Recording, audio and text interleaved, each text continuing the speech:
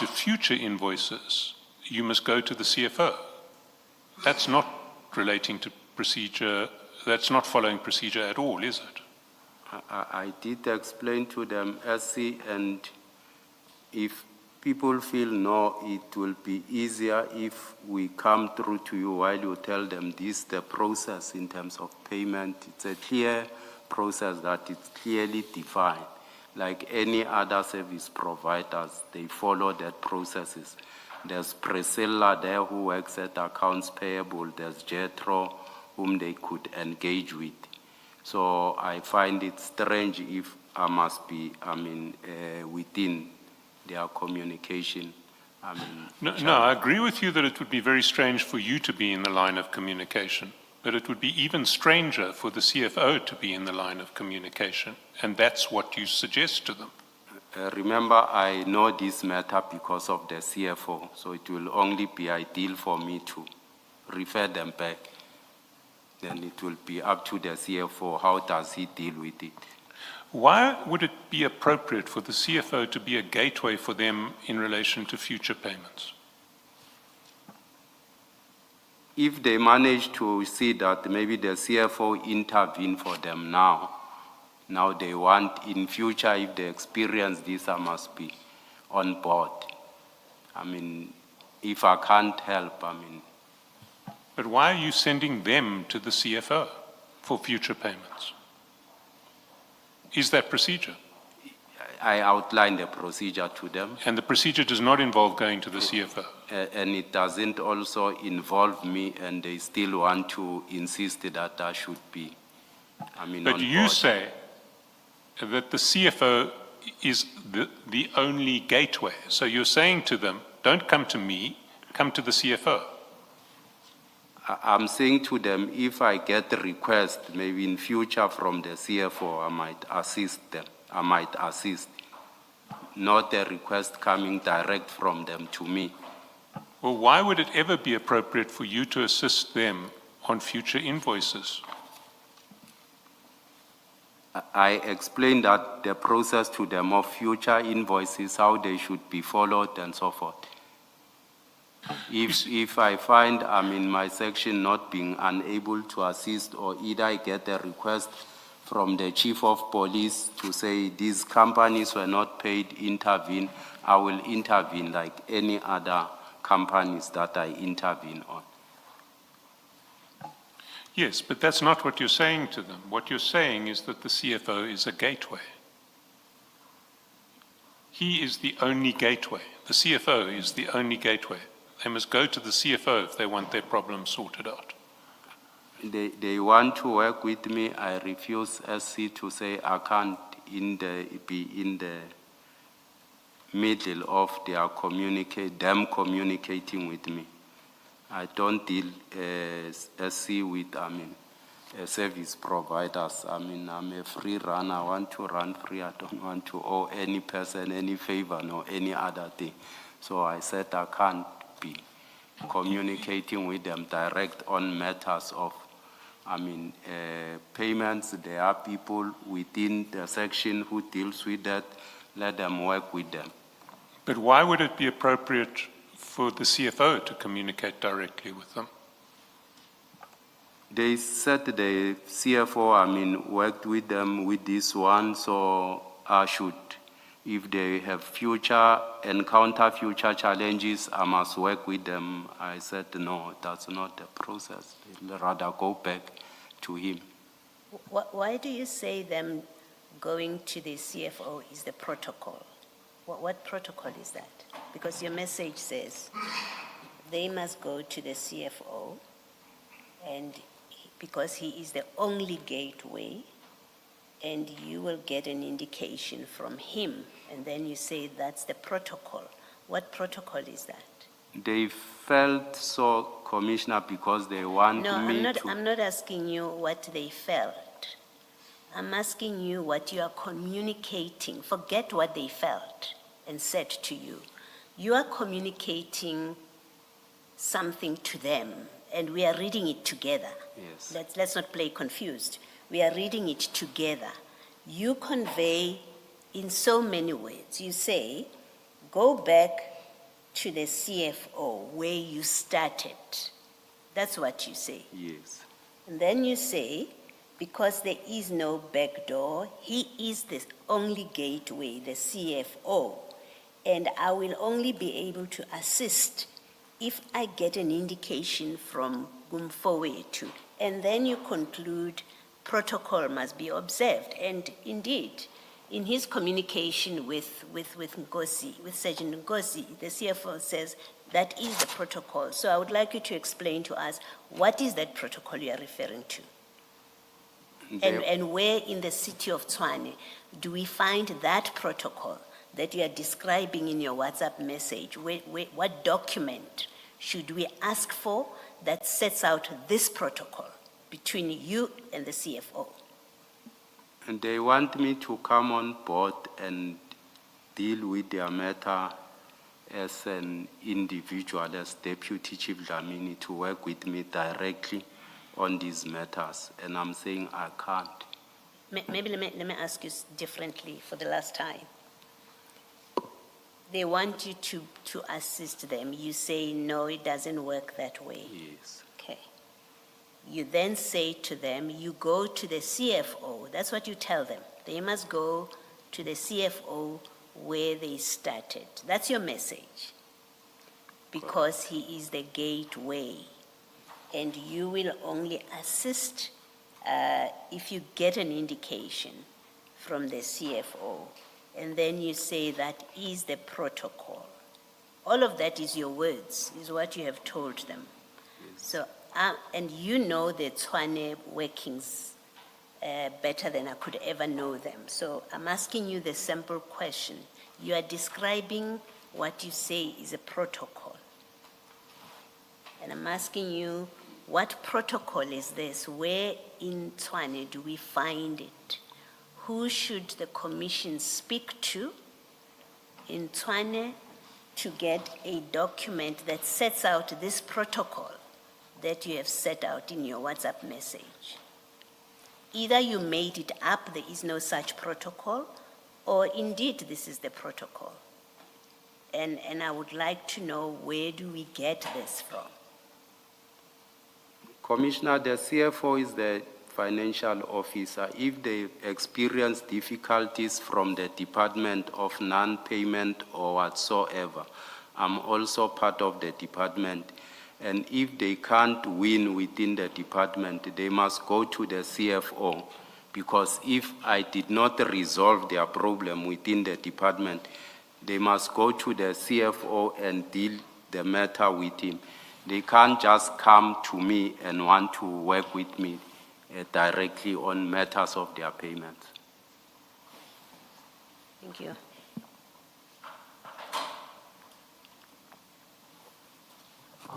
You see, what I want to put to you is that it doesn't, this set of chats just doesn't make sense if what you were talking about was invoices. But there is certainly a possibility that what you were talking about was not payment of invoices, it was something else. Were you aware that Gubis was a bidder for TMPD1? I was not aware. You deny that you were aware that Gubis was a bidder for TMPD1? No, I was not aware. Are you aware that Gubis was is one of the successful bidders for TMPD1? Yes. You are. Let's look at what you had.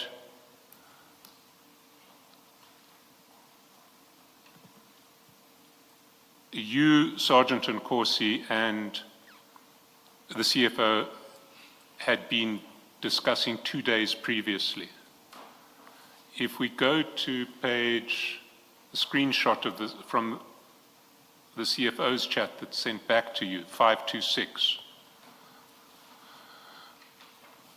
you'll see that at 9 o'clock, 9:08, at the top of 536, sorry, 526. Do you have 526?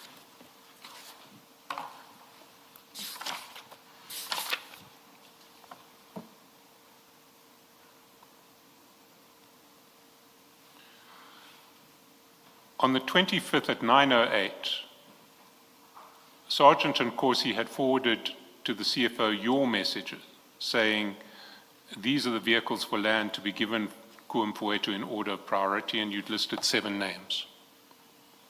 We discussed that on Friday. And at the bottom of the screenshot, the CFO had responded to that specific message about the 7 companies in order of priority, saying, this is ours, Mfuetu, this is the final list, right? Yes, it's our final list, Sergeant Nkosi had responded. And we had debated on Friday whether it was plausible that this was a list of companies to be checked for compliance, or whether it was a list of companies to be awarded the tender in a process of rigging the tender. You recall that? Yes. And I had put to you on Friday that it wasn't plausible that this was a list of companies that had been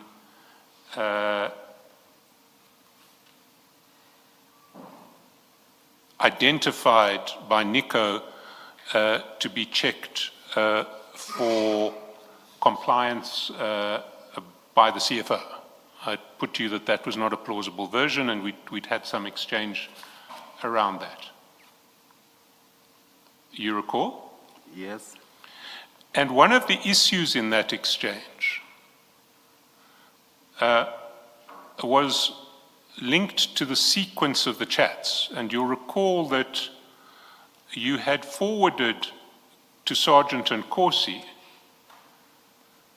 the list of companies that Nico had said was the mandate he had given to Victor. Correct. And an hour later, you had forwarded him the list of 7 companies that you said was our list in order of priority. Correct. And you had tried to explain that the first list was a list that you got from Nico in response to Sergeant Nkosi's request for 7 companies who should be checked for compliance. You recall? That's correct.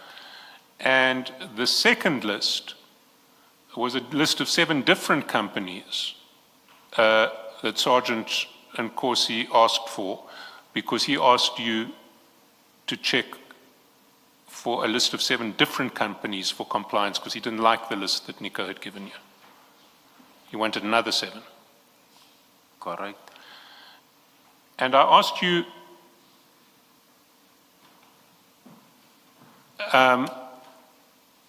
how would this have taken place? Because why would Sergeant Nkosi think that Nico was open to giving you another list of 7 after the 7 that he had first given? And you said, well, no, Sergeant Nkosi and I spoke between the 2 lists, and I said to him, and he explained to me that he wanted another 7 from Nico. That's correct. And I pointed out to you that there was no communication between yourself and Sergeant Nkosi between those 2 messages, that there was no communication. And you said, I'm reading, there is, I called him. I think there's incoming calls you could pick up and an outgoing call, incoming call. And I pointed out, well, on WhatsApp there was no communication, either voice calls or messages. You said, just voice calls. I said, well, there's no WhatsApp voice call between 8:02 when you send Nico's mandate and 9:03 when you send our vehicles for land. You said there is one, but you then agreed that there wasn't one. You then said, we spoke, SC. It might have been in a straight call, but we spoke. So I said, so are you saying it would have been on a cell phone call that was not a WhatsApp call? You said, yes, we spoke on a cell phone call. I said, so if we requisition your cell phone records, we will find a call between you and Sergeant Nkosi between 8:02 p.m. and 9:30 p.m. on 25 March. You said, that's correct. And I said, and will you accept that if we do that and find no call, then this version is false. And you said, yes, I will accept. Well, we did requisition the cell phone records, and we've given them to you. And I can state that there is no call between you and Sergeant Nkosi between 8:02 p.m. and 9:30 p.m. on 25 March. Doesn't exist. We'll check those, SC. Sorry, you will check? I will go through. Well, you've had them since this morning, and we deliberately delayed until now so that you could look at them at tea time. Do you want me to call them up so we can check them together? I haven't done so. I'll have to check them. I'm not sure which numbers of Nkosi did you call, you take care of, whether it's one number, because he used to call with two numbers and so forth. You should have been given lists for both numbers, the Telkom number and the Vodacom number. Did you only get... For Sergeant Nkosi? No, for you. He also used two numbers. He also used two numbers. Yes. So which number should we be checking Sergeant Nkosi for that we haven't checked?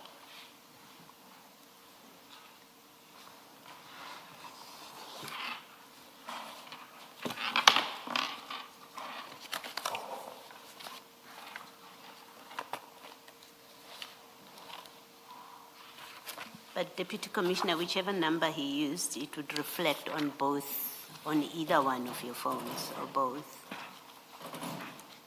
So it should be sufficient if we have your numbers. In fairness to the Deputy Chief, we've given him an extract because we didn't want to show details of numbers that were irrelevant. So, I mean, if he gives us the other number that we should check, we can come back and do the exercise. Understand. And do it. For now, this version is still just about alive. So can you give us the other number that Sergeant Nkosi calls you on? I'll check it. Sorry? I'll check it. Yes, can you write it down at lunchtime and give it to us, and we'll do this exercise at lunchtime? I'll check it. You see, what I want to put to you is some different propositions. The first is that what your communications with Sergeant Nkosi and the CFO in relation to vehicles for land in order of priority was actually about which companies were going to be given priority for the tender to be rigged in their favor. And Gubis wasn't on that list. And that why Gubis was so anxious to speak to you and then to the CFO was because Gubis wanted to be on that list. And somehow Gubis managed to find its way into the final award of the tender. What's your response to that? That's not correct, SC. Much as I'm saying, if they had access to Mr. Mpofu, who's the head of supply chain, nearly they did not need me to. But Mr. Mpofu involved you.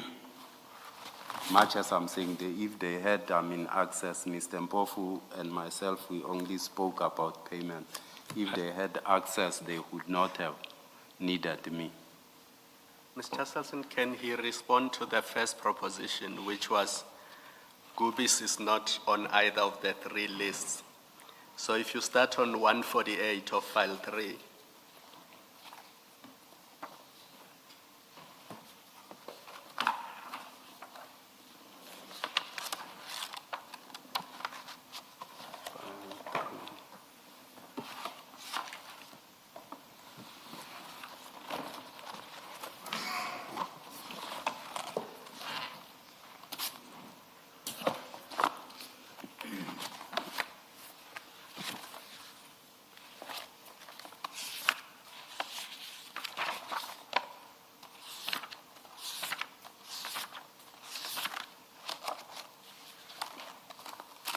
I have it. are you on 148? Yes, Commissioner. In the second last chat, remember, is that list that allegedly came from the EFF, and it's 7 companies.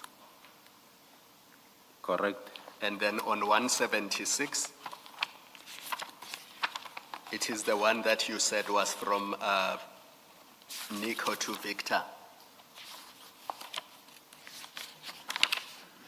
That's correct. And it's 7 companies. It's different from the one on 148. That's correct. And then the one that you said, our vehicles for land to be given to Gumfowethu in order of priority, that's on 177, the second last chat. Correct. And it's 7 different companies, so in total 21. And Gubis is not in any of those lists, correct? Correct. Yes, thank you, Mr. Chaskalson.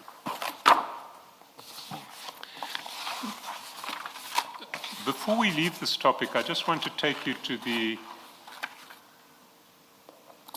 rest of the communications on 27 March. And you'll see that on page 442, if you go to 442,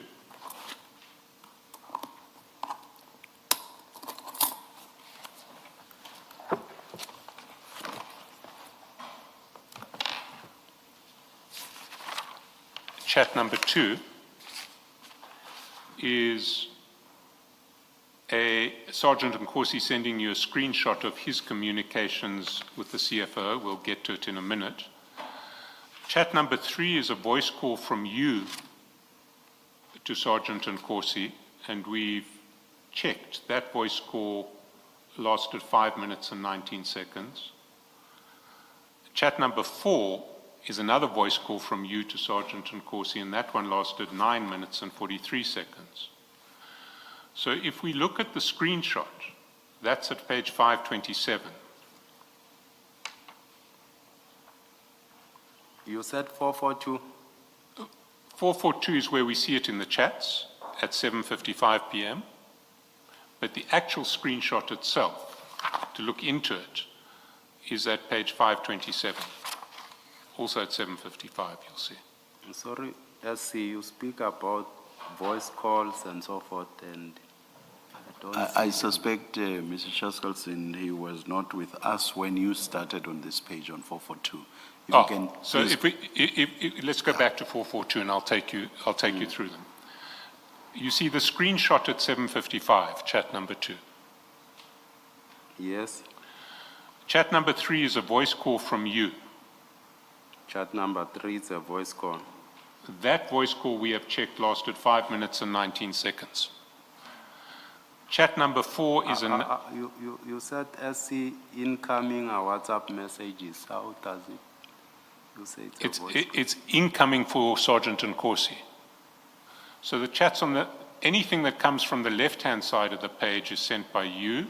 Anything on the right to Sergeant Nkosi, anything on the right-hand side of the page is from Sergeant Nkosi to you. But these are Sergeant Nkosi's chats, so in respect of him, it's incoming. You're making a call that is incoming for him. How do we see that's a call, SC? Sorry? How do we see that it's a call? Well, those empty bubbles represent calls, and we can generate another download of or extraction report from the image of the phone to find out how long the call lasted for. We've done that, and we found in relation to that call that it lasted for 5 minutes and 19 seconds. I think that would be proper because you said these are not calls, they are just chats. No, we've always treated them as voice calls in these exchanges. It's not in my chats with Sergeant Nkosi. It only reflect on the CFO, the voice calls and so forth. Mine, it's only chats. Yes, those empty bubbles are how this type of report reflects a voice call. It doesn't have text content in it, so it comes across as an empty bubble. I think it will help me also to know, to say this was a voice call and so forth, if we can get that. I mean, it's not the first time we've mentioned that it's a voice call. Over lunch, I can give you another, on these particular voice calls, I can get another extraction report extract given to you so that you can see that these are voice calls. Give it to you over lunch. For now, you can assume that these are voice calls and that the first one lasted 5 minutes and 19 seconds, and the second is 9 minutes and 43 seconds. If you want to come back to them after lunch, after you've seen the extraction report that I'll get you at lunch, feel free. But for now, assume that. If we go to the screenshot, we see the screenshot that was sent to you at 7:55 at page 527.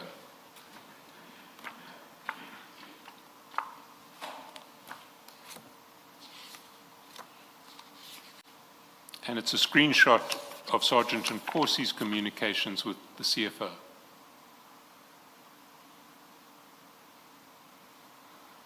And you'll see that Sergeant Nkosi at 7:40 has sent to the CFO, at 18:59, has sent to the CFO your message. Afternoon, Captain. I had a meeting with Kane and those guys today, as I indicated. I've told them that they should go back where they had started, Kumfuetu. I said to them, he's the only gateway. They can't go with a back door. I will only be able to assist if I get an indication from Kumfuetu. Protocol must be observed at all cost. And Sergeant Nkosi responds to you, nice one, General, let me inform Mfuetu, and then he informs Mfuetu by sending a screenshot of that whole chat with you. The CFO responds at 19:43, thanks my bra, this is the way, much appreciated. There's then a missed voice call and a voice call for 5 minutes. And then there is a screenshot that the CFO sends of a missed call from Madlanga to the CFO at 18:55 and 2 calls between Madlanga and the CFO at 19:33. And that's what Sergeant Nkosi sends you. You see that? Yes. And then after receipt of these calls, you have 2 relatively lengthy chats with Sergeant Nkosi in chats 3 and chats 4.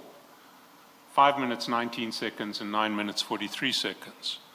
All in all, you've spent more than 15 minutes on the phone to Sergeant Nkosi after receiving this chat on the same night. Now, why would Sergeant Nkosi send you a screenshot that shows that Mandla Mqina is calling the CFO? Why would he do that? I can't tell. I never took that into account. I thought he's just sending me this feedback that I gave him.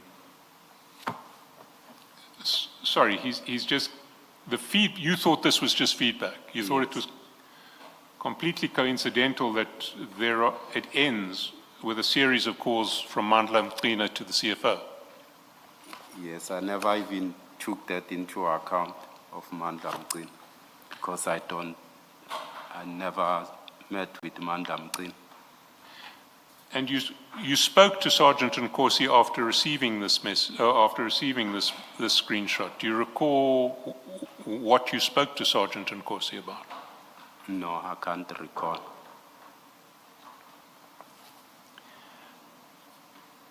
You see, I want to put to you that Mandla Mqina, the evidence will show, is the one who is receiving a large part of the proceeds of Gubis's contracts with the city of Tshwane. Are you aware of this? I'm not aware. And Mandla Mqina is the nephew of Mr. Sibanyoni. You were aware of that? I'm not aware. I heard it from you. I said I've never seen him. I've never met him. I see.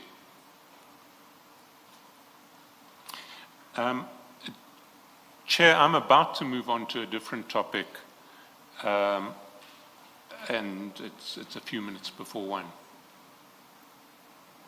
Before you leave.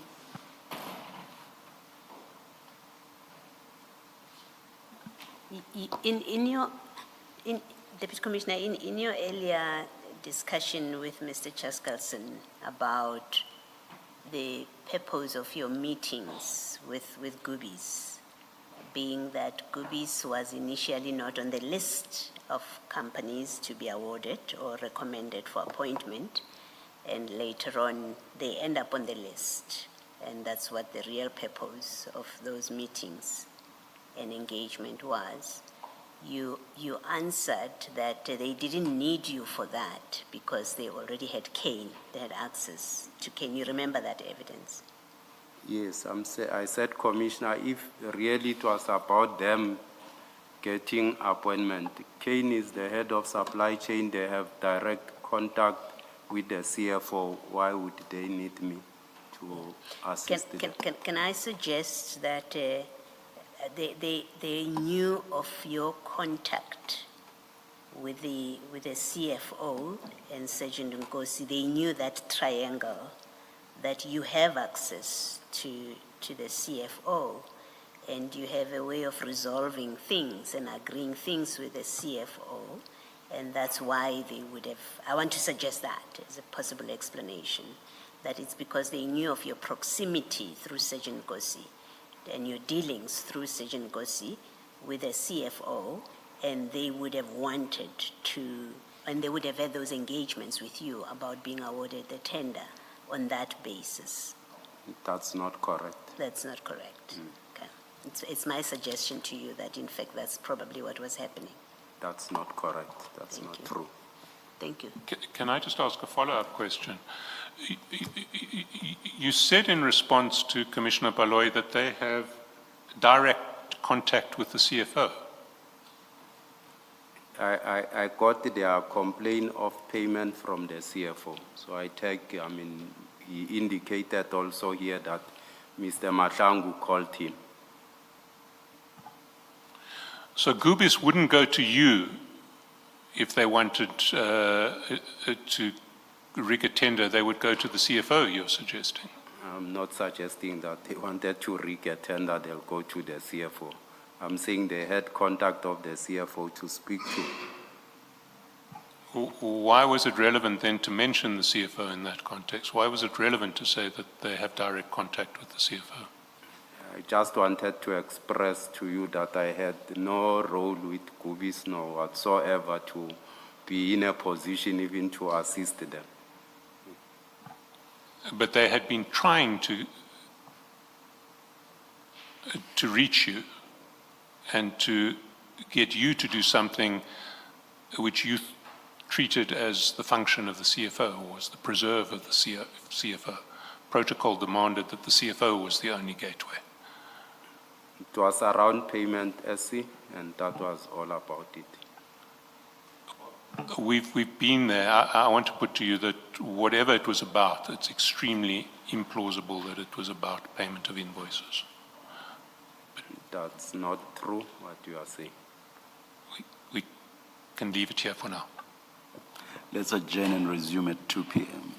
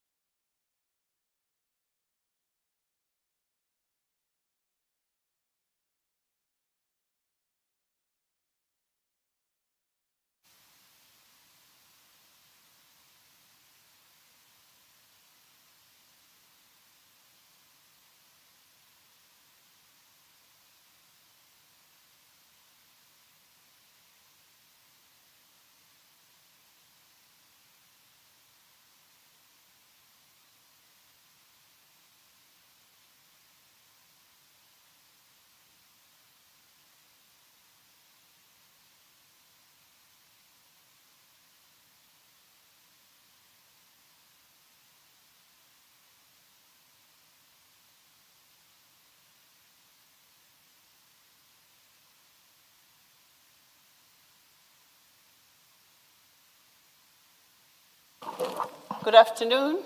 Trust you had a good lunch. We're about to resume. Kindly put your phones on silence, please. Thank you.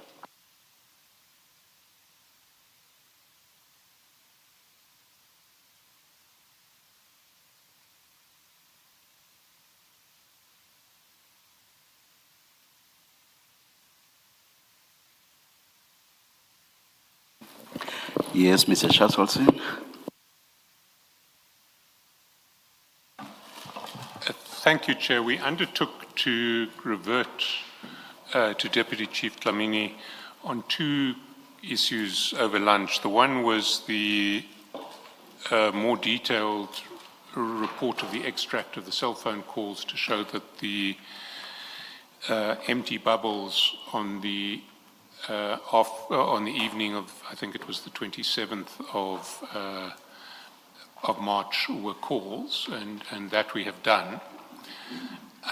We also undertook to revert on cell phone records in relation to the additional number for Sergeant Nkosi that Deputy Chief Dlamini gave to us. Our IT experts have told me that there were no calls to that number. They are preparing a consolidated spreadsheet of all calls on that day from both phones of Deputy Chief Dlamini so that he can see for himself that he didn't call that number on that day. The spreadsheet is not here yet. When it arrives, I will ask maybe for a short adjournment to consider it, have it printed out, and then to go back to that issue. We had been dealing with the communications in relation to the Gubis meeting. There is one final topic relating to Gubis that I want to address, and it starts at page 466 of file 4.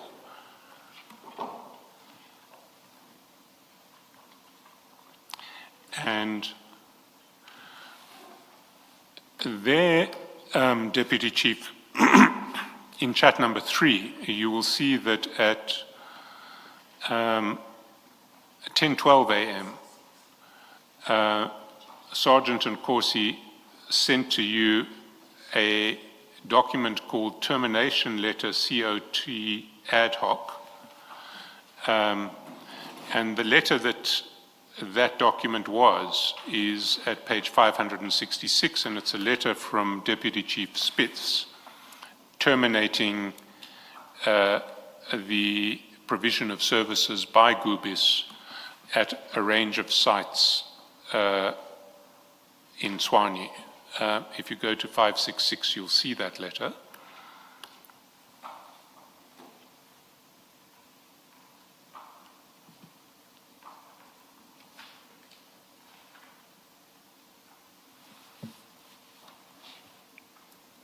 Do you have it?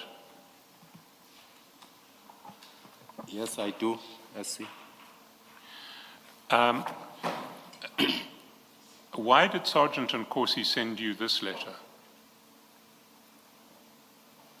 Sergeant Nkosi forwarded this letter to me to say the CFO said I should take note of this termination. He will discuss it with me.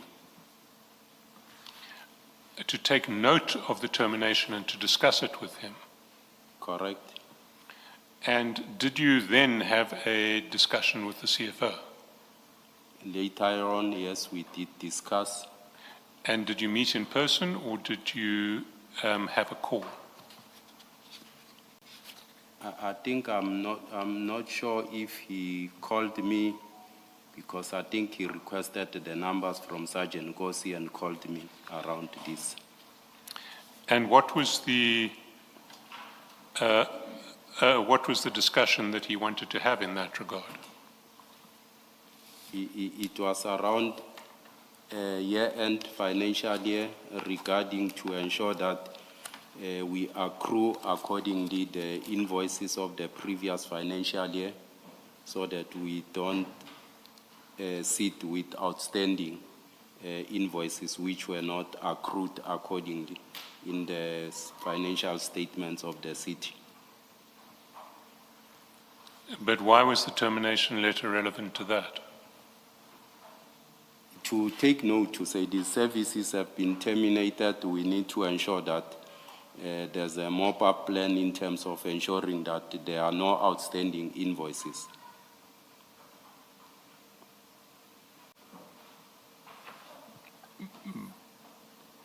Was that a matter of urgency? Yes, I can say so. Remember that end of financial year, people need to ensure that actually we request service providers to submit invoices for June earlier so that we are able to ensure that they are being accrued accordingly. But by 26 June, you would presumably have already made those requests to service providers. Definitely they do request. We request divisions to do so so that invoices should be earlier submitted. So why was the termination letter relevant to that? It's something that you do always at the end of a financial year. As I indicated to say, he was saying I need to take note that we need to ensure that there are no outstanding payment as it was in the 23-24 financial year. Yes, but I still don't see why termination was relevant to that. You would have wanted to ensure that there were no outstanding payments, whether or not the contract had been terminated. Yes, as he wanted to see, for me to note that this will be the last invoice for June and there shouldn't be any other. I should be able to also monitor, follow up this process. Yes, but of course, if an invoice came after June, then the city would just refuse to honor it because it had already told Gubis that the services were terminated with effect from the end of June. I beg your pardon, if the invoices they have rendered services, then it come after June, or services were not rendered, they bring an invoice, I'm not sure. No. If Gubis continues to render services in July, the city is not going to pay for that because it has terminated the agreement in relation to those services. No, definitely. Definitely, he was relating to end of June invoices. So I still don't understand why year-end had anything, why the termination letter had anything to do with this. Let me ask you a series of questions. In the ordinary course of events, any supplier who is supplying the city in terms of a contract that will continue to run into the new financial year should submit their June invoices in time to be captured for year-end. Correct. So in the ordinary course of events, Gubis should have submitted its invoices to be captured for year-end by 30 June 2025. That's correct. The termination of their services didn't change anything in that regard. I think he was emphasizing this. I indicated earlier on with the contract that was ending in February. So in most instances, you need to have a mop-up plan if a contract comes to an end, because once it ends, invoices are not in and so forth. You might not be in a position to process those invoices. So maybe it was his emphasis to say we need to ensure that, all the invoices for the 25-26 financial year, end of June, get accrued accordingly, to avoid misstatement in the financials of the city.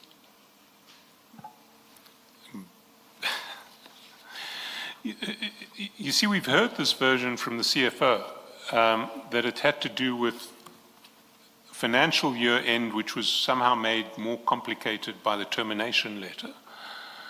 I don't understand why the termination letter and financial year end were related in any way, or together would cause complications that wouldn't ordinarily just be present. Why was the fact of a termination letter going to cause any complications for the city? Not the termination letter, the issue is around accrual of invoices.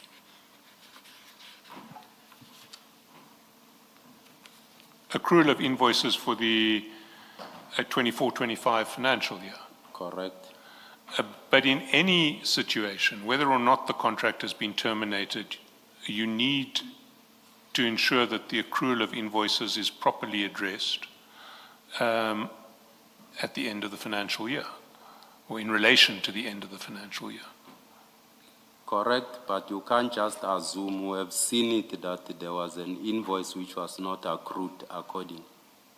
So Yes, but that had nothing to do with you termination. can't just assume and say it's given, it will happen as such.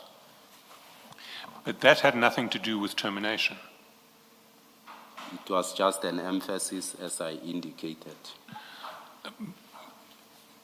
But why then was it necessary to get Sergeant and Corsi to forward you a termination letter and to have a meeting that the CFO described as being very urgent in relation to termination?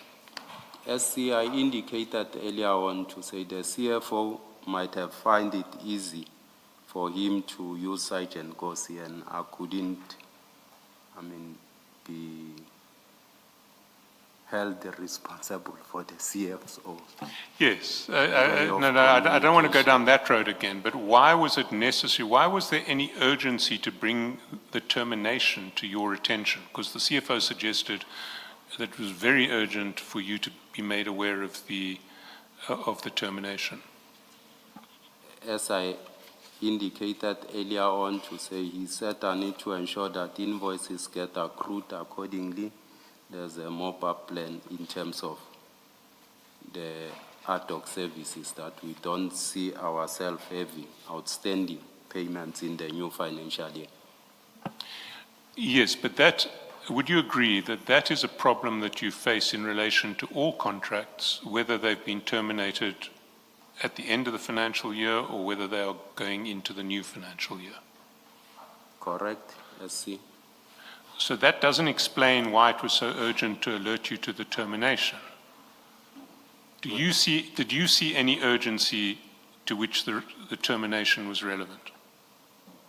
It's not about the termination, it's about services that were rendered under ad hoc services and so forth. So he was just indicating to say this has been terminated. Let's ensure that we accrue every invoices. We ensure that, we close the financial year proper. So from your perspective, if there was any urgency, it didn't relate to the termination letter, it related to issues of accrual of invoices which were not specifically caused by the termination letter. And that's correct, but we should also take into account, that we communicate in various ways when we communicate certain subject matters. Sorry. Did you receive a termination letter from the CFO in respect of I think it was Triotic was the other company that was rendering ad hoc services? Did you get a similar letter? In terms of Triotic, Commissioner and more another service provider, remember these ad hoc services with the spreadsheet for 6 months. We were paying Gubis an amount of, it's 1.8 or something, 2 million when it has inclusive of VAT per month. Come January, ad hoc increased just for Gubis to 14 million in February, when I picked it up in March, when accounts payable said to me, this is the situation. So this was in relation to those additional services that were procured since January, which escalated the ad hoc services. Does your explanation mean only Gubis was informed Yes. that its services have been terminated? Correct, Commissioner. No one else was being terminated? No. The other service providers who were providing ad hoc services who had been authorized Yes. by Mr. Phiri, are you saying they didn't get similar letters that tell them that the service is now discontinued? I'm not sure who authorized them, but these mainly the services that were authorized by Mr. Phiri were these ones of Gubis for water treatment plants and so forth. Thank you. But just to clarify from your perspective, there was nothing urgent created by the termination letter. There was, Nothing urgent created by the termination letter. yes, much as I'm saying we don't need to look at the termination in isolation of the subject matter that he was talking about. He was emphasizing the issue of invoices. SC. You see, when he spoke to us, he tried to suggest that it was the termination letter that was creating an urgent situation. I think he's better placed perhaps to explain that one. My discussions with the CFO was in relations to accrual of invoices, ensuring that we close the financial year without taking the previous financial year expenditure into the next financial year.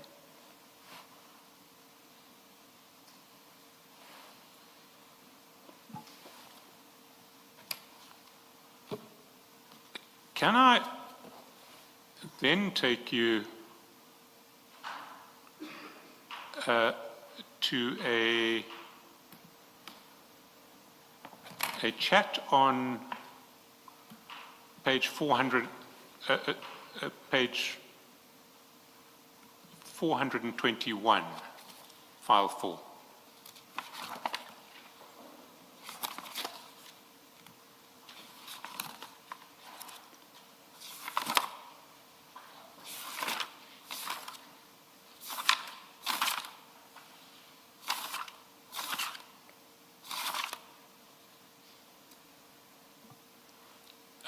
And there you'll see that at the top of 421, on the 6th of December 2024, Sergeant Nkosi sent you a screenshot. And at 9:54 p.m. and at 10:01 you responded, "Evening, Captain. I thought you told him that your wife is in hospital and you had to rush there and reschedule our appointment." You see that? Yes, I see that. Do you recall what that was about? I can't recall. Maybe if you go to page 498, sorry, before we go to 498, there does need to be some sort of trigger warning because there are some fairly gruesome pictures that are sent in this message.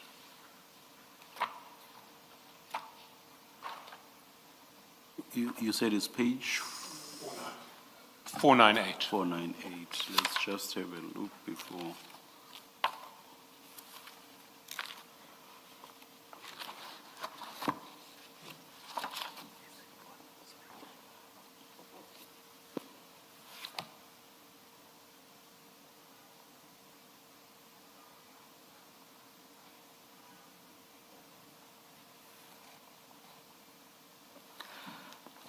Perhaps we should not display it.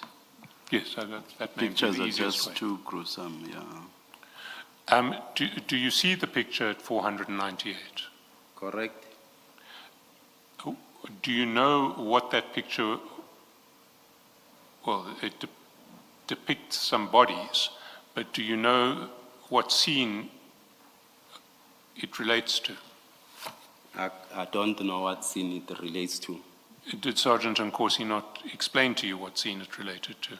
No, much as I was saying, he said he's rushing to somewhere and he need to attend. So I said, but I thought you, because your wife is in hospital, you wouldn't be, doing duties on that particular day.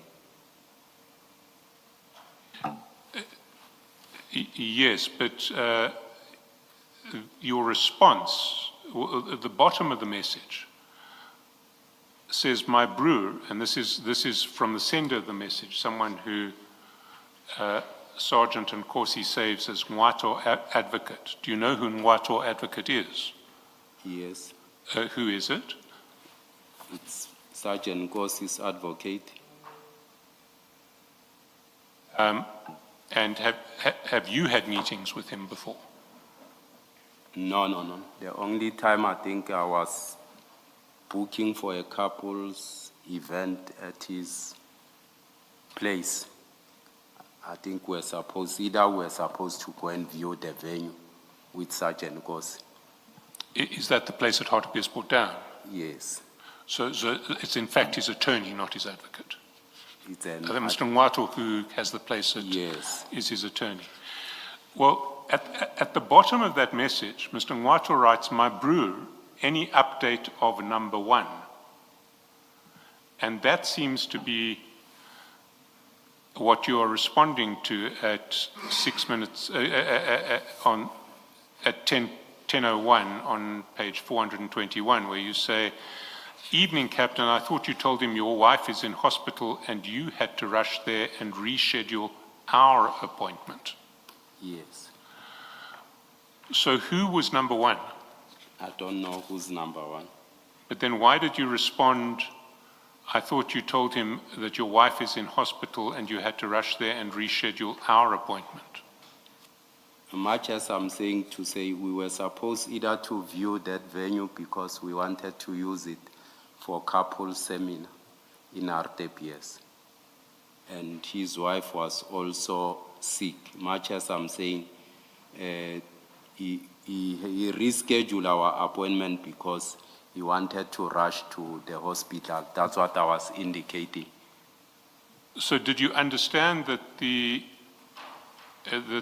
message at the bottom saying, "My brewer, any update of number one," related to a proposed appointment between yourself, Sergeant Nkosi, and Mr. Ngwato to look at the venue? We were not meeting with Mr. Nyatlo there. We were meeting with the people who are working there at the venue. Well, then, a meeting for yourself and Sergeant Nkosi and the people at the venue Yes, the to manager look there. at the venue. The manager there. And so when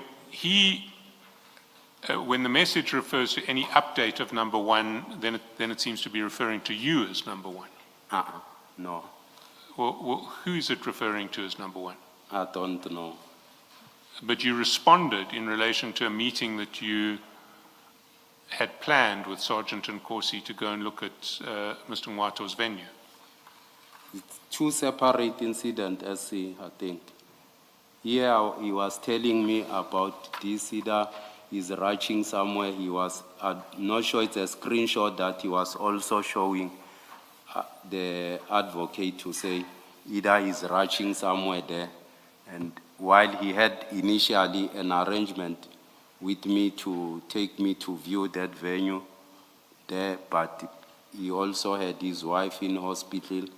So, and he rescheduled our appointment because, as I'm indicating to say, because his wife was admitted and so forth, so we won't be able to go and view the venue. But how did you know, in response to this message, which says, any update of number one, that Sergeant Nkosi that a response relating to your proposed appointment to view the venue was what Sergeant Nkosi was looking for? I have nothing on this message, CS. I think it's a communication of Sergeant Nkosi and Advocate Ngwato. I don't know what they were talking about. Sorry, Deputy Chief, but that answer doesn't make sense. You get a screenshot at 9:54 from Sergeant Nkosi of his conversations with Mr. Ngwato. You respond within 7 minutes saying, "Evening, Captain," and the last message on that screenshot says, "My brewer, any update of number one?" And you respond, I thought you told him that your wife is in hospital and you had to rush there and reschedule our appointment. SC, Sergeant Kosi sent me this screenshot. Then I write to him to say, I thought you told him that your wife is in hospital and you had to rush there and reschedule our appointment. That's what he told me to say. He's rescheduling our appointment because he's rushing to hospital. So I become surprised if he's attending again to another incident. Deputy Chief, who's the him you are referring to in that chat? I thought you told him. Who is that him? Advocate Ngwato, because that's the screenshot I think he sent me. But why would he tell Advocate Ngwato? Because he doesn't work for Advocate Ngwato. If he doesn't need to be at work because he's attending to that crime scene, why does he have to tell Ngwato that? Commissioner, this screenshot he shoots to me because we had an appointment to go and view the venue. So I'm surprised to say, but you rescheduled our appointment to go and shoot the venue. So, and you said your wife is in hospital, it's admitted in hospital, which for me it's a valid reason. So For him to reschedule our appointment. Now he's attending to something. I'm saying why you did not tell Advocate Ngwato to say your wife is in hospital. So the him in your chat does not refer to the number one in the screenshot? I don't know who's number one. Okay, thanks. Looking at the timestamps here, your answer doesn't quite explain. This is at night, the screenshot exchanges that you're referring to. At 4:98, that exchange happens at night, and then your message is also at night, where you say, I thought you told him. So if your issue is that he had said to you that he will tell him that he's attending, that if your account is that Sergeant Nkosi told you that he will tell Mr. Ngwatu, or he told Mr. Ngwatu that his wife is in hospital, and that is your issue now that you see these pictures here, because now it has cancelled your viewing as a result of him telling Ngwatu that his wife is in hospital. It doesn't quite make sense unless you are going to be viewing the venue at night. He's not Mr. Ngwato's wife. Sergeant Nkosi's wife was in hospital. Yes, I understand. So we're supposed to go there and make arrangements for a couple's seminar. He postponed me and said, we can't go there because my wife is in hospital. I must go and visit him. So I'm surprised to say, but you are taking other commitments. Okay, but this screen page that Sergeant Nkosi sends to you, it doesn't say he is at another job. There's no accompanying message that tells you that Sergeant Nkosi is in fact at another scene. Where do you draw that from, that he has gone somewhere else instead of going with you to go and watch and see the venue? Much as I'm saying, this chart he was showing me to say he postponed me earlier on, but he's now showing me to say he's attending to something else. Why do you say this says he is attending to somewhere else? Why do you say from this that Nkosi isn't attending at this scene? Why am I saying he's attending to this scene? Yes, that he is at this scene where these pictures are. I can't recall very well, Commissioner, but he might have spoken to me, much as I sent him that message, because I was supposed to finalize the arrangement. Well, you're responding by WhatsApp, so he would have had to tell you on WhatsApp that I'm at another scene. Then your response would make sense, where you say, I thought you told him that your wife is in hospital, he would have had to say it to you on WhatsApp. Commissioner, I think this is what I recall about this incident. This one had nothing to do with me. Who's number one, I don't know. Thank you, Mr. Shaskal.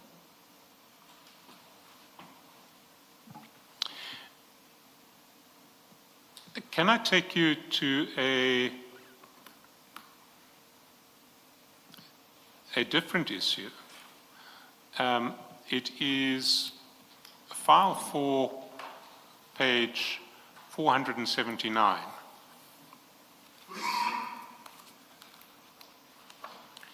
And there on the 14th of September,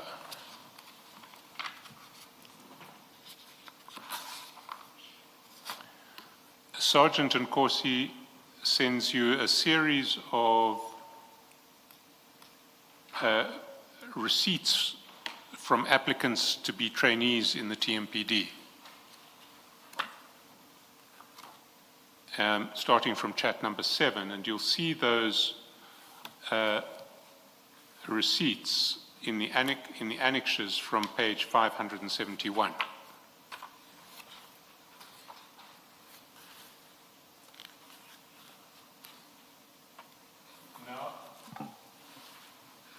Can you explain to the Commission what was happening here? Why Sergeant Nkosi was sending you receipts, application receipts in relation to particular trainees?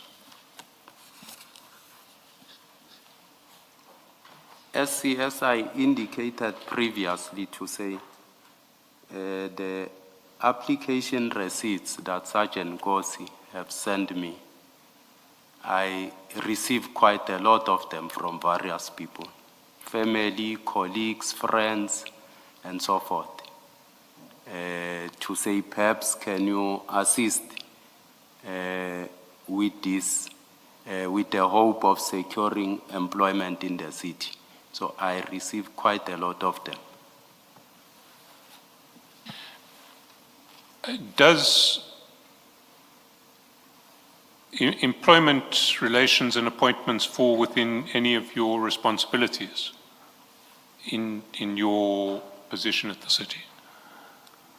It falls within SC because I'm support and admin, but I think I've attached a letter there that perhaps we should go to it and read it so that I can be able to clarify this matter. Let's look at it. Where is it? It's one of your additional documents. Yes. In fact, I'm not sure that it's been paginated because it came in late. I don't know, Chair and Commissioners, it was the email that we spoke about at the start of Friday's questioning. I'm not sure if it has been made available to you.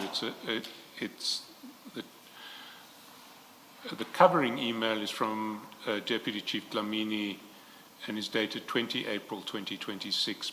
The email itself is from Velin Nwandule Inswani to Deputy Chief Dlamini on 8 May 2025.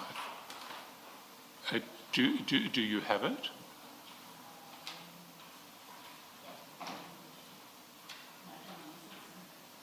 Something about the 8th May. It's directly under the covering. Oh yes, I see that. It is the right one. Can I suggest that we number it in the additional documents bundle, which currently ends at file 5, page 88. It can start at page 89 of file 5. Isn't there one to spare? I can share with Commissioner Baloyi. One to spare for Commissioner Kumalo, please.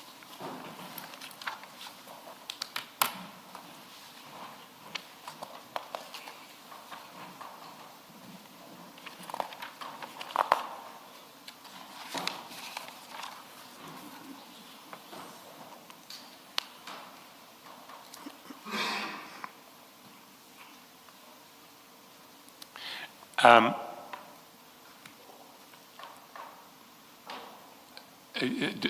we ready to proceed? And can I suggest that we number it from 89 so that my copy ends at 91 and it goes into file 5. 89.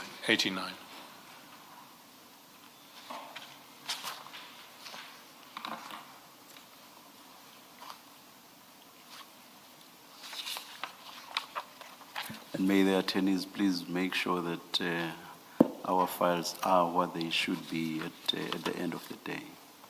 Thank you. Deputy Chief, if you can number yours accordingly, and then let's discuss the document, what you want to tell us about the document.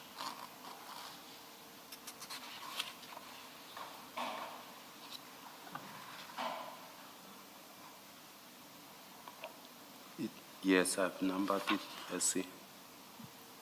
And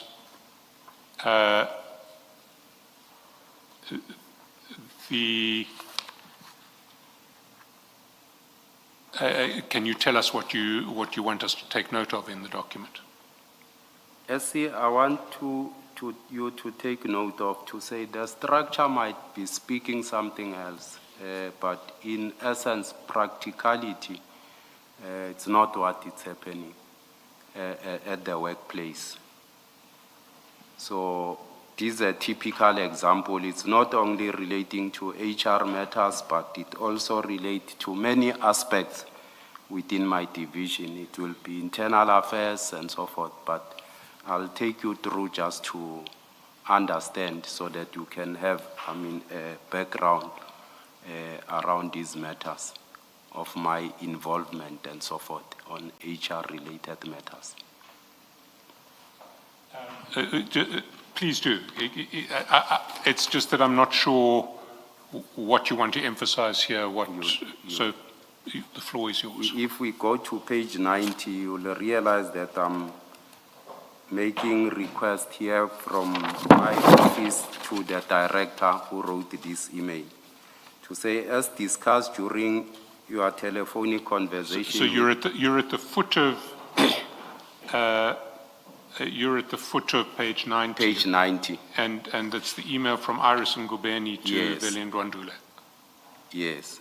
To say, as discussed during our telephonic conversation with DC last Wednesday, 30 April 2025, please submit a plan and timeline for the filling of the advertisement of the recently closed vacancies. Furthermore, you and Ms. Celias are required to attend the Monday's meeting at 7:30 for weekly progress. Lastly, please update on the job forum of 2,000 trainees. The advertisement is planned for the first week of July 2025. This was my email to Director Ndwandule to get a plan, a sense of what is happening. And he responds to me on the 8th of May. He says, good morning, Deputy Chief. Please note that first and foremost, all recruitment applications are received by Group Human Capital Management Recruitment Section. The process is fully controlled by Group Human Capital Management. Upon receipt of the online application, the information is organized for the department in terms of various positions advertised.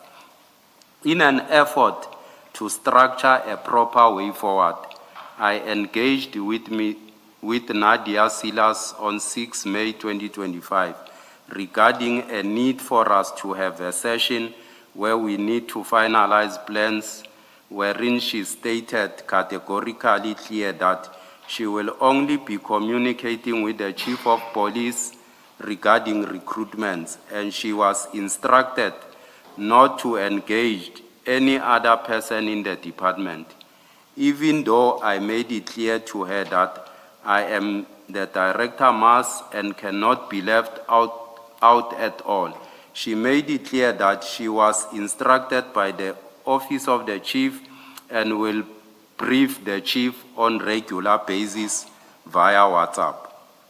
What I stated here above is an indication that the Metro Police Department is hell-bent on continuing to conduct wrongdoings on a repeated basis when coming to recruitment. One can conclude that it is either arrogance by the department or the key account specialist, and or both conniving and enjoying the same arrogance. I thought the meeting organized by the Commissioner of Police and Deputy Commissioner Support and Admin on 18 March 2025, which was intended to clarify roles insofar as human resource matters are concerned, was very clear, but I seem to be wrong. The same meeting was clear that the Director Mass, TMPD, and Key Account Specialist, Group Human Capital Management ought to work together on all human resource matters. It is rather strange that Nadia Silas undertook it differently and she can't even provide proper advice on the right procedure or at least the role of the department director for mass to whoever is giving the so-called instruction. Right across all departments of the city, the key account specialist and the director mass would work together seamlessly on all the recruitment matters, except in the Metro Police Department, where the key account specialist is only comfortable only in working with white managers and continue to undermine the existence of Director Mass, probably because he is African and black in particular. It is clear that Nadia Silas wants to be a law unto herself when coming to Metro Police Department. This rotten attitude must come to an abrupt end. My expectations going forward is that order and professionalism will be restored in the department by adhering to procedures. All the recruitment initiatives and processes will be done through and in conjunction with the Director Mass in the Metro Police Department. Given the above, I request agent intervention in order to determine the way forward. This I want to bring SC to your attention that HR, yes, it's under me in terms of structure. As you could see that I continuously make attempt to ensure that, we work seamlessly in this arrangement. On the 18th of March, I arranged a meeting together with the Chief of Police, both the Director and the Key Account Specialist, trying to resolve, their working relationship. In that meeting, it was resolved that the Key Account Specialist must liaise with the Director Mass in whatever HR-related matters within the department. But you can take from the email that came back on the 8th of May that there was no any effort of the two trying to work together. And these are work politics I indicated previously to say we sometimes get accused of raising race cards while it's not the case. There's a clique that works within the department of people preferring Dlamini it's black. We can't include him on these matters that relate either to HR or whatever the case it might be.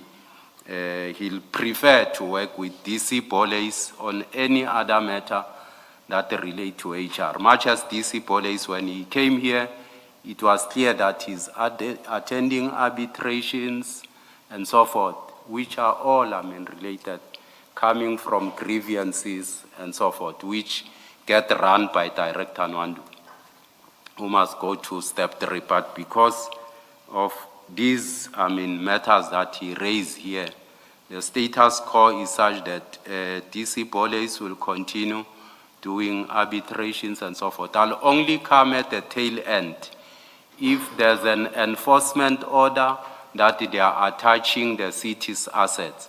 It's when these matters will be brought to my attention to ensure payment for members who either got an award and now they have an enforcement order. So I just wanted to bring it to your attention to say it's not an isolated matter.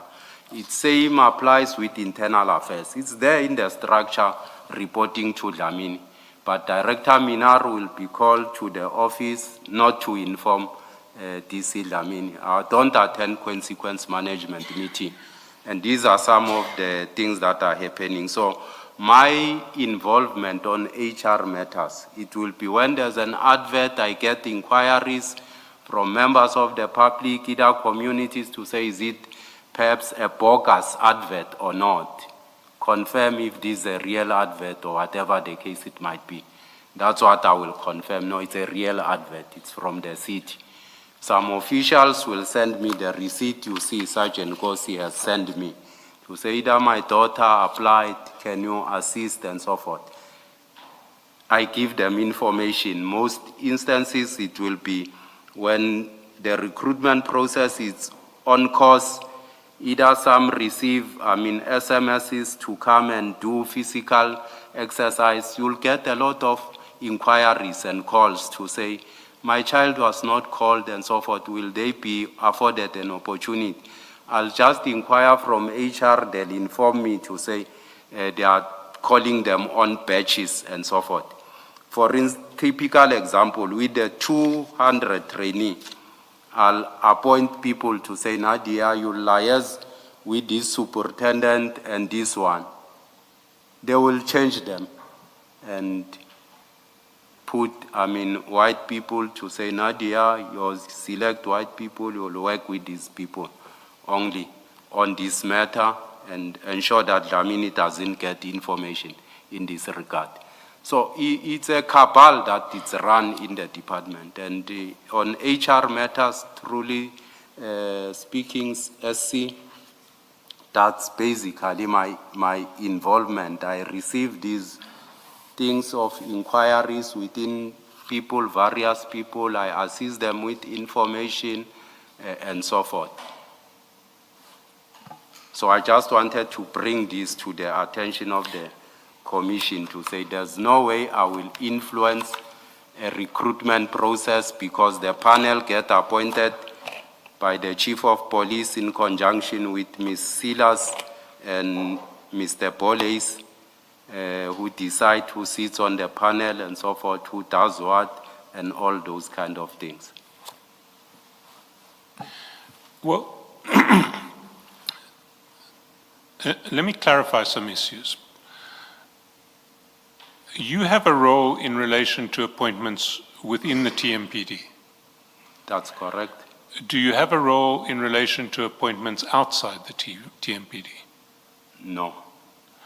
Now, if we go, for instance, to page 451, we see a series of these receipts at 451. And they, the actual documents are at page 540. So if we go to 540, we see the receipts. The first receipt at 540 is for a position of cashier. Is that a position within the TMPD? The position was within the TMPD. I see. And the second application at 542, administrative officer, is that also TMPD? The position was within the TMPD. Right. The page 554, there is a letter addressed to an applicant saying, thank you for registering on the City of Tshwane recruitment page. Please update your profile, then apply for job opportunities. That looks like a general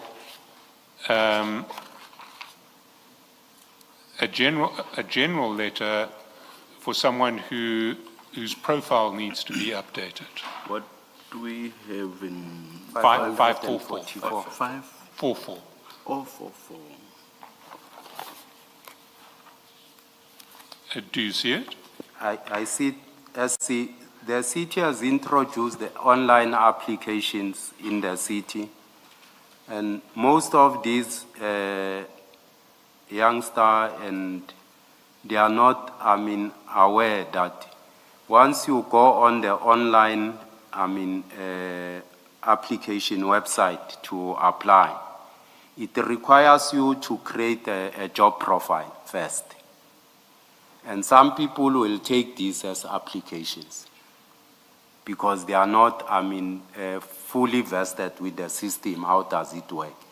You need to first create a profile, then go and select where they are posted. You apply specifically, then it will give you a confirmation receipt that you have applied. So most of the applicants end with creating profile and think they have applied for a position in the city because they are not well conversant with the system. So this is one of the confirmation that you have a profile now. If you want to apply, you can apply for any position within the city. Why would it be appropriate to send that letter to you? What role do you have in relation to sort of general registration on the Tswane recruitment page?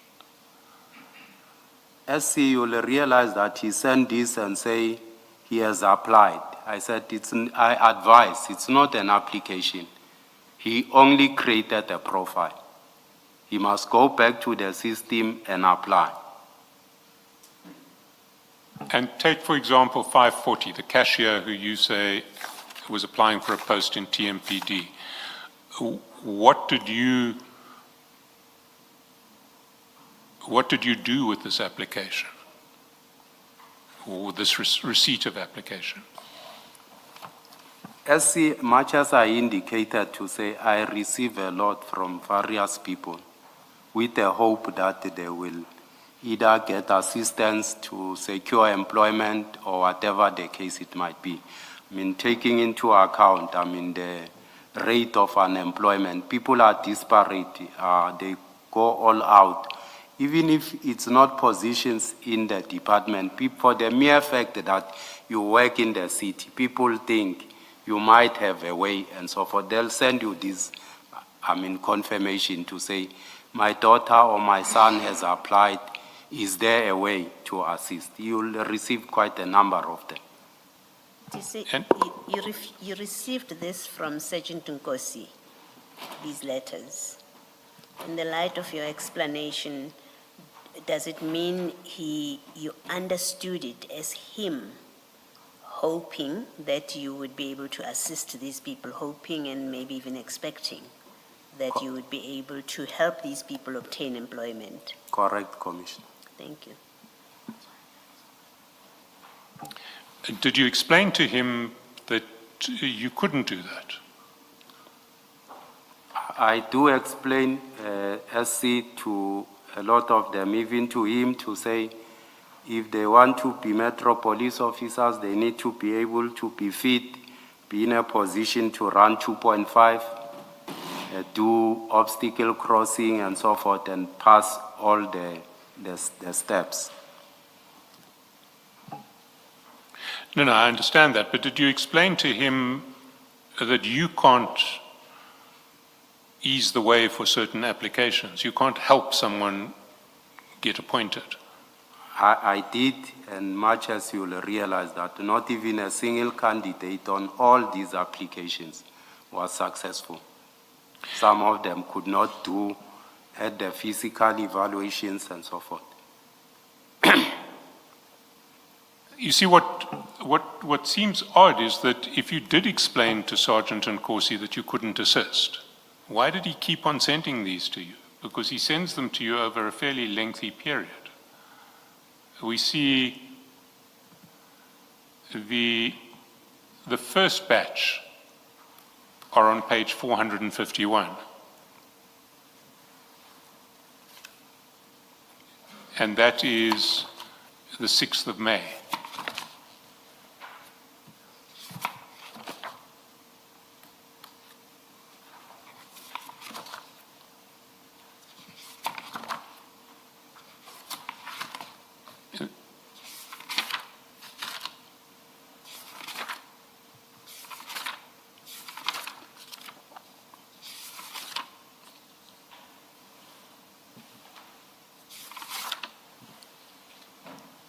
Yes, SC, I do explain. It's not only to him, but to a number of people. And they will continue persuading with a view that perhaps one might help. Well, let's look at the next one, which is at the top of page 461. It's a month later in June.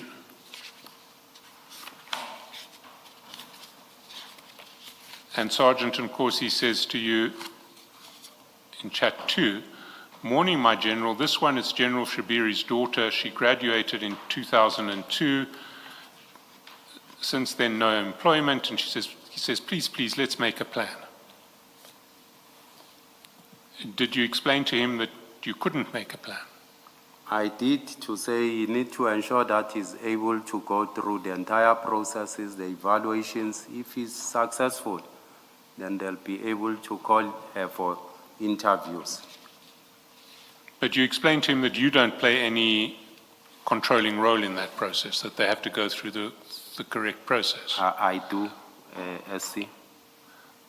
Then, a few months later, in 479, page 479 in September, there's another series of these applications that he sends you, these receipts. So he seems not to accept your answer that you can't ease the way for particular applicants.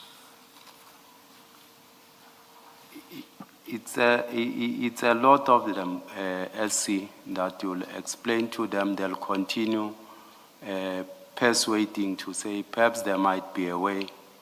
Please check for me if you have someone who might be able to assist. So these are indebted with inquiries, SC, with you. But how do you respond to those inquiries? Do you leave people with the impression that you might be able to find a way?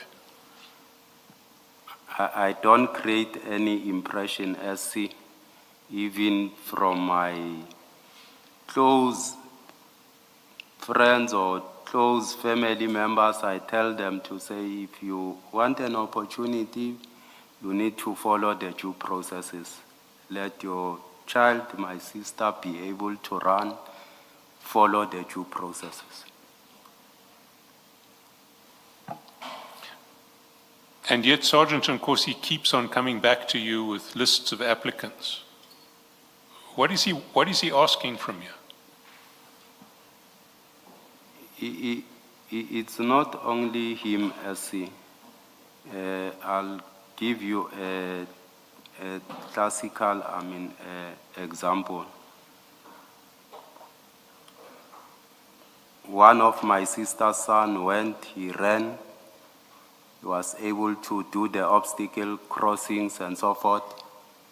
He went for driving, he passed, he went for psychometric, he passed the psychometric. When he went for driving and so forth, they required documents. He attached the statement of result. He was disqualified on that. And my sister will come and say, is there no way that you can assist? I'll tell him to say, train your kids to be responsible. If they say these are the requirements, let them follow them. So I might not be able to assist. I indicated to say, I don't appoint the panel, it's appointed by DC Police, Nadia, and the chief.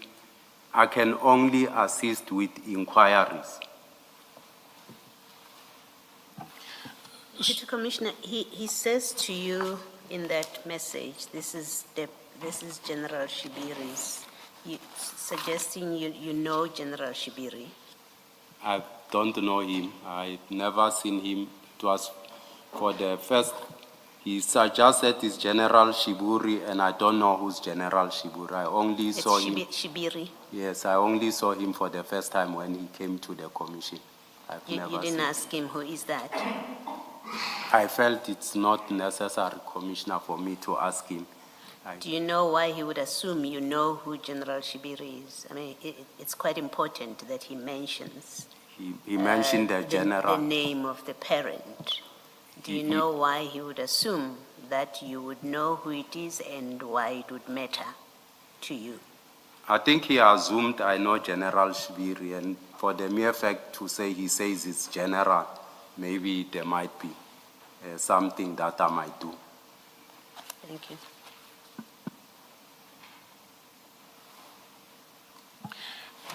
Can we go to a different topic, which is the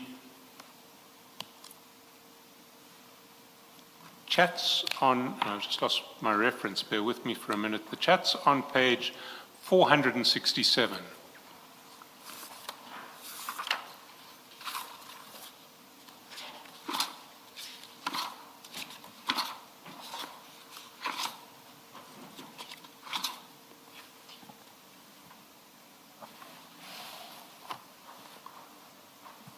And there you'll see that on 26 June, Sergeant Nkosi sends you 2 pictures, and you'll find those pictures at page 567, all in file 4.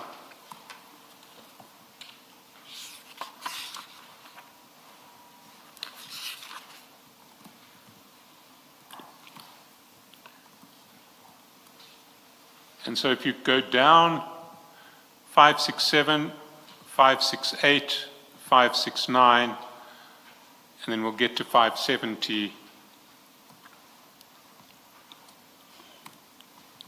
shortly. What were those pictures?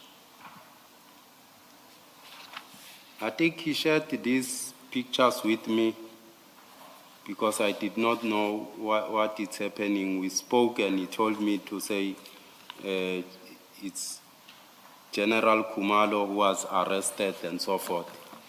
But I did not even know him because General Kumalo, whoever. I think he shared this for me because one, he knows I'm not on social media.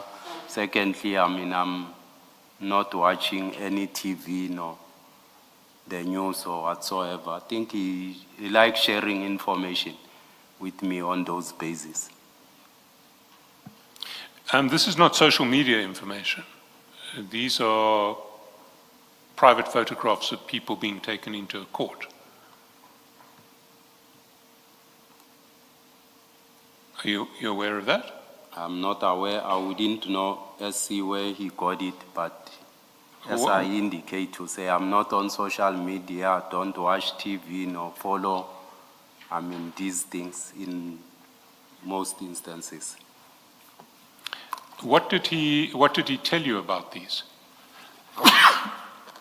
He just said there was an arrest of the, General Kumalo and so forth. And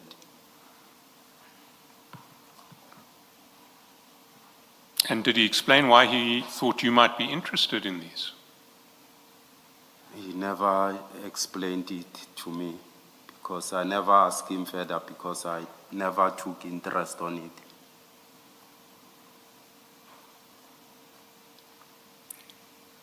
So you just got these pictures from him without knowing why he sent them to you?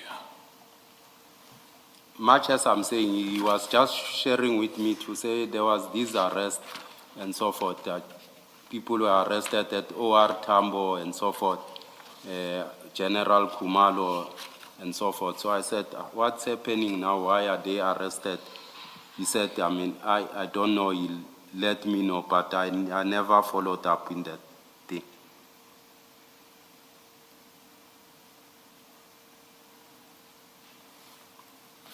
And if one goes to page 570, one sees a list of people with case numbers.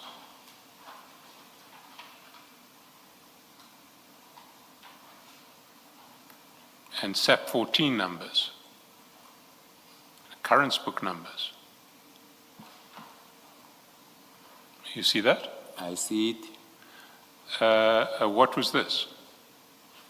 At that time, I never even went through it, much as I'm saying I was not interested, because he sent these things together with all this. I never went through it.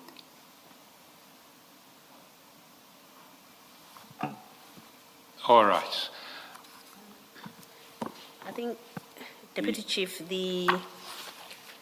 I think what is curious and does require an explanation from somebody is the very specific information that Sergeant Nkosi is sharing with you. Firstly, at 467, where you've got those pictures, he gives you names.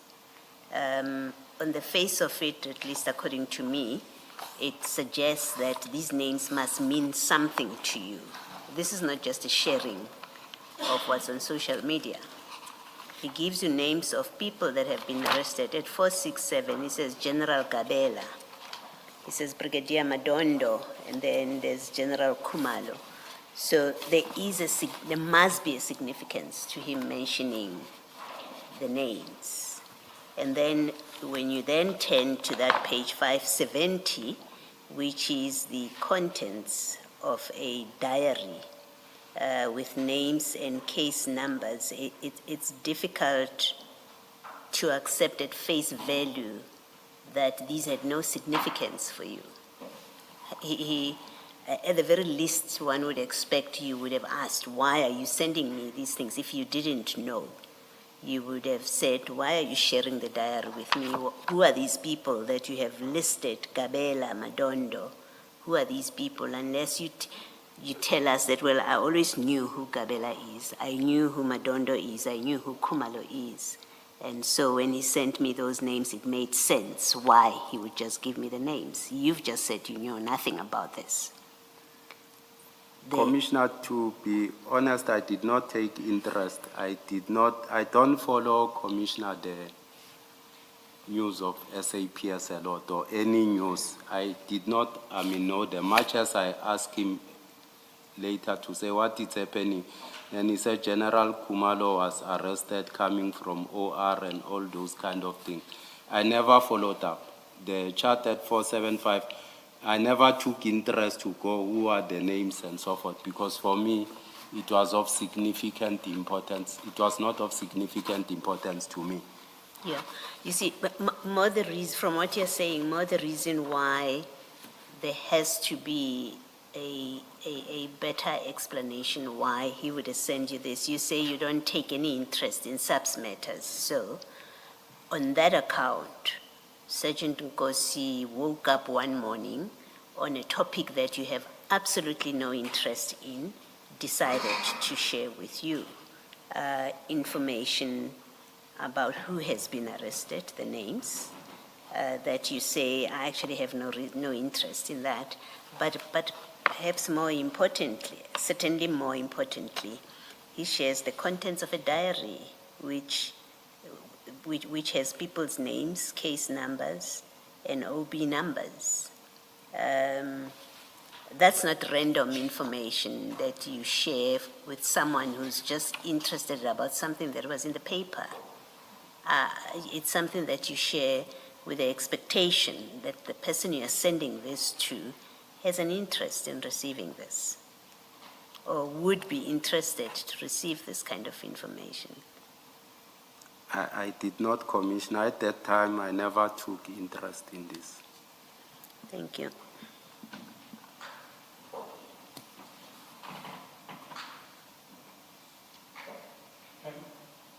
Can we then go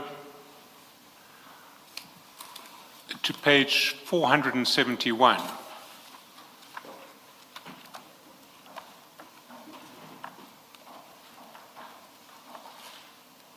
file 4.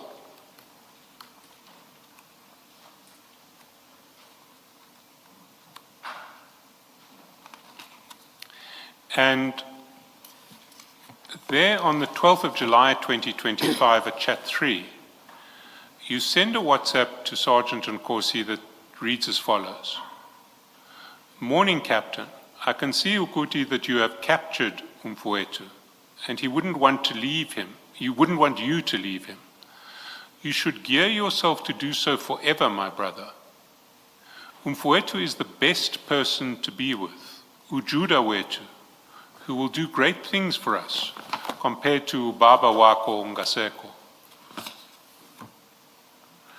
Now, what were you saying to Sergeant Nkosi when you said that he had captured Mr. Mnisi, the CFO?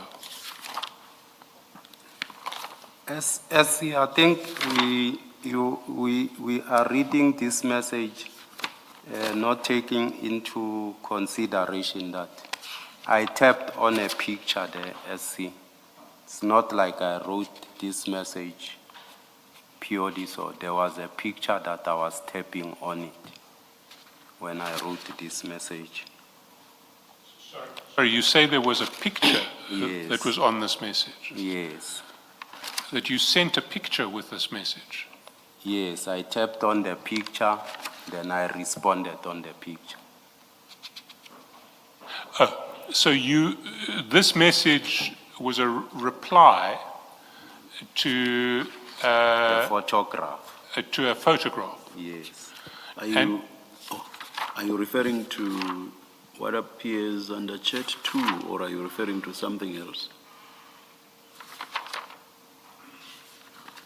I'm referring to, I think it's chat 2 that came. It was a picture that was sent to me. I tapped on it, then I wrote this message. Are you able to take us there, perhaps, Mr. Chaselson? I'm not, it's not a picture, it is a video. The video. We may or may not be able to display it. Well, let me describe it.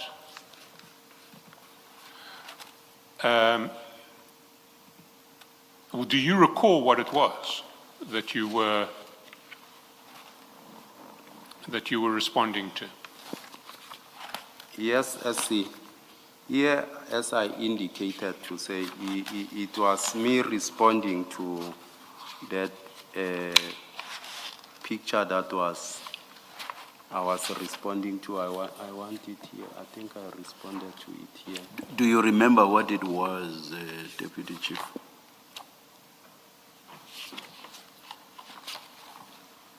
When was?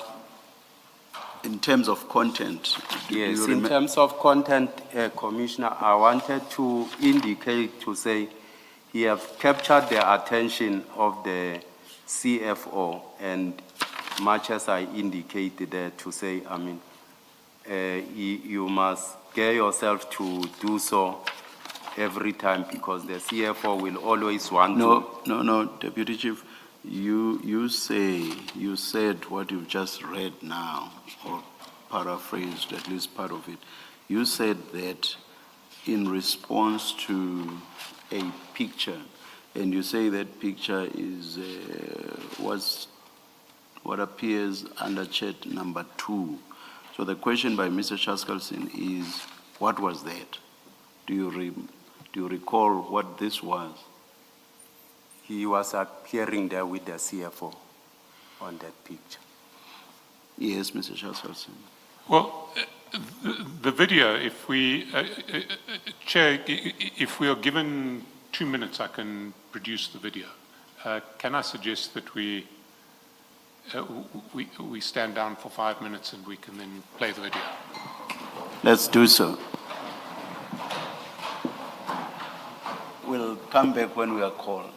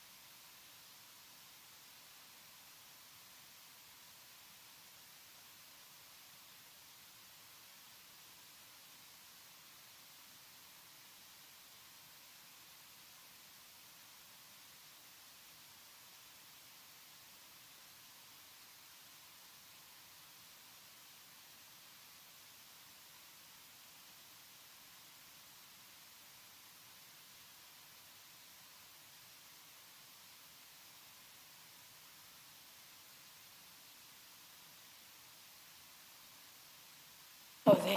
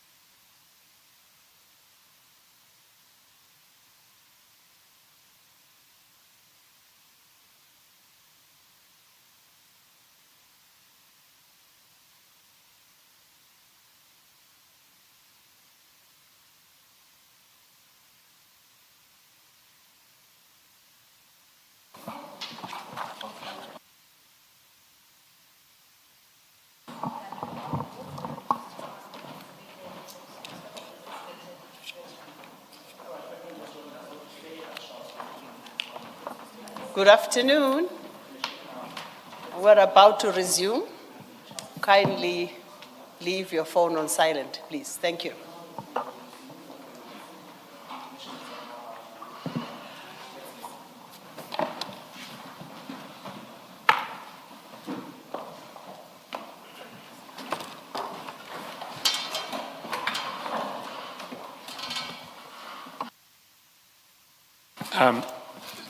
Chair, Mr. Mokgotsi was due to be recalled today. In the meantime, we've been informed by his legal team that they are going to apply for my recusal as the evidence leader dealing with his matter. We haven't seen an application yet. We've seen an affidavit which we're told is going to form the basis of the application. We will have to consider our position once we have seen a proper application. I have my own views, but I obviously will need to discuss the matter with the full evidence leader team, and to do so once we've seen this application that hasn't yet been furnished. And what we would want from the Commission is to put Mr. Mokgotsi's team on terms to file an application. It ought really to have been filed before today because he was due to appear today. And the issues to which it relates are issues which apparently have been around for a long time. Then we will have to consider our position, and to respond, if there is a response necessary, I may need to seek permission to depose to an affidavit. That will take some time, and I would ask that we set a timetable for resolving this matter within reasonable time limits, and certainly not to delay the return of Mr. Mokgotsi unnecessarily. And about that timeline, would that be set today still, or will there be engagements between the two sides after today? I would like it to be set today if it is possible, because I don't want, I want Mr. Mokgotsi to leave today knowing when he has to come back. All right, thank you. Good afternoon. Good afternoon, Commissioner. Can you please place yourselves on record? Thank you, Commissioner. Commissioner, before you and your co-chairs, it's Mr. Makau William Sekhacha. Makau William Sekhacha. Sekhacha, that's correct, Sekhacha. Commissioner. How do you write Sekhacha? S-E-K-G-A.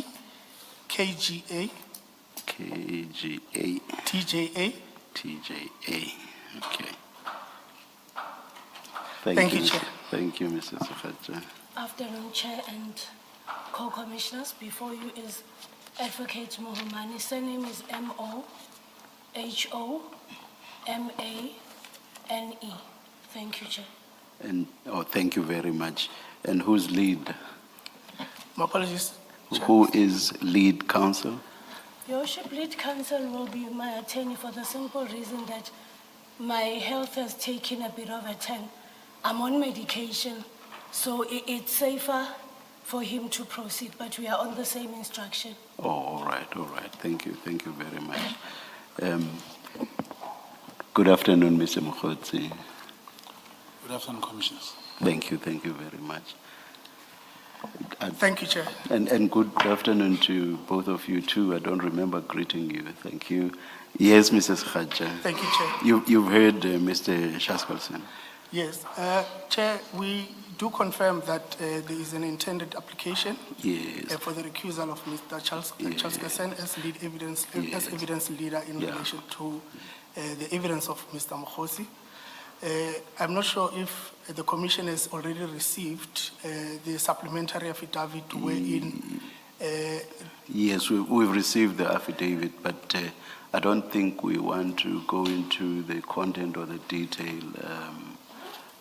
Perhaps subject to what you say, the best course to take is for Mr. Mokgotsi through you to bring a substantive application for the recusal that has been mentioned by Mr.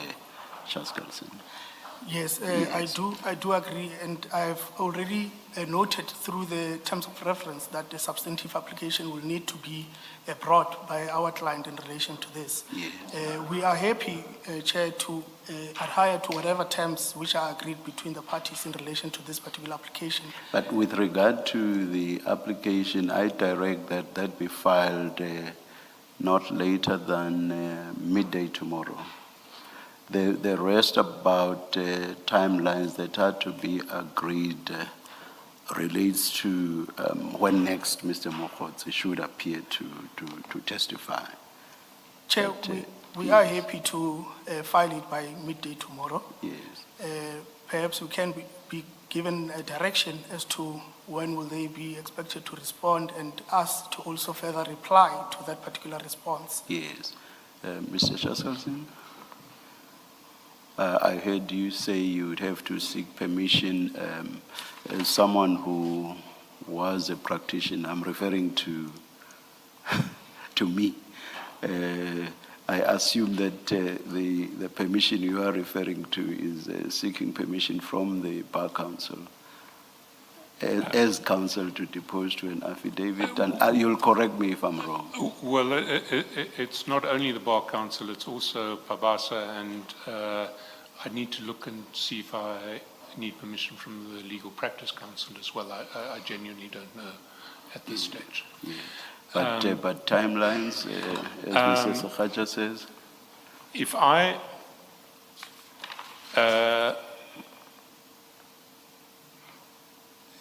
If I can respond by 6 May, because I'm going to need, the response will not take long, but obtaining permission to depose to the affidavit and submit it may take long.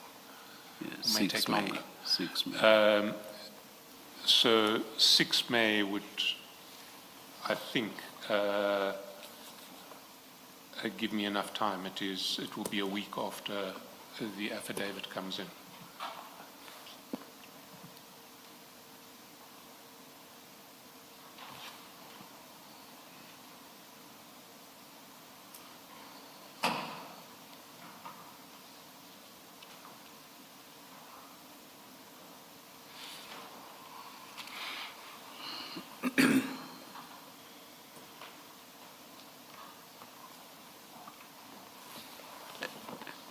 And Mr. Sakhaja, by when do you suggest to reply? Commissioner, it will depend on the veracity of the contents of that particular affidavit.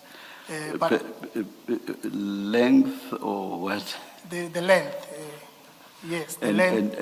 And was veracity intended in the sense that Yes. the time you require will also depend on the veracity? Yes, Okay, all right, Commissioner, all right. also we need to also obtain instructions from our client in relation to that.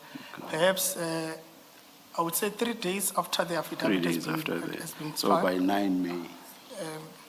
I do not have my calendar with me. Day is the 9th, Sunday. The 9th is a Saturday, Chair. 11, Yes, my council is suggesting the 11th.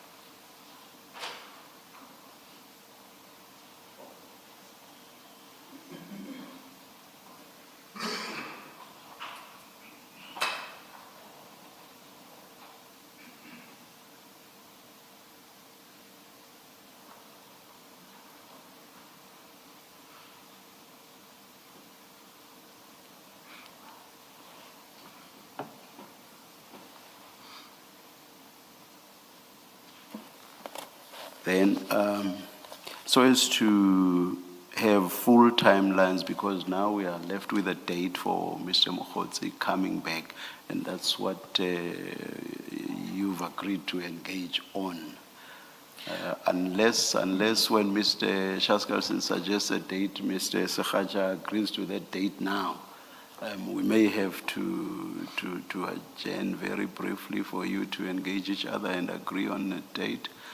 But of course, there's also the question of when this application is argued.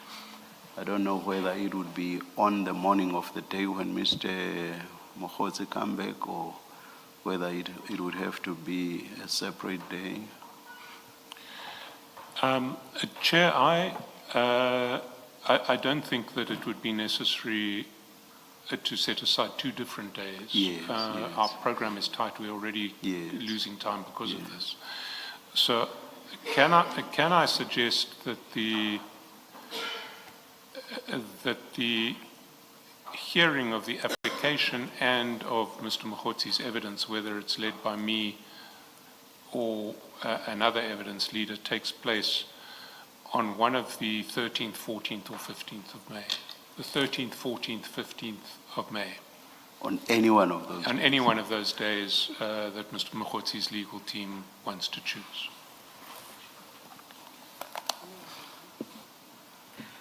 On your assessment now, would it have taken only 1 day for Mr. Mokhotsi's testimony to be finalized? Yes, not even a day. I mean, Not even. there are limited topics that we were going to traverse with him. Also, So it's possible to determine the application and to still hear the testimony. deal with the remainder of the evidence. All right. Which one of those days do you pick, Mr. Sekhaja? Chair, If any at all, but I hope you will pick one. the 15th, Chair. 1-5. Yes, Chair.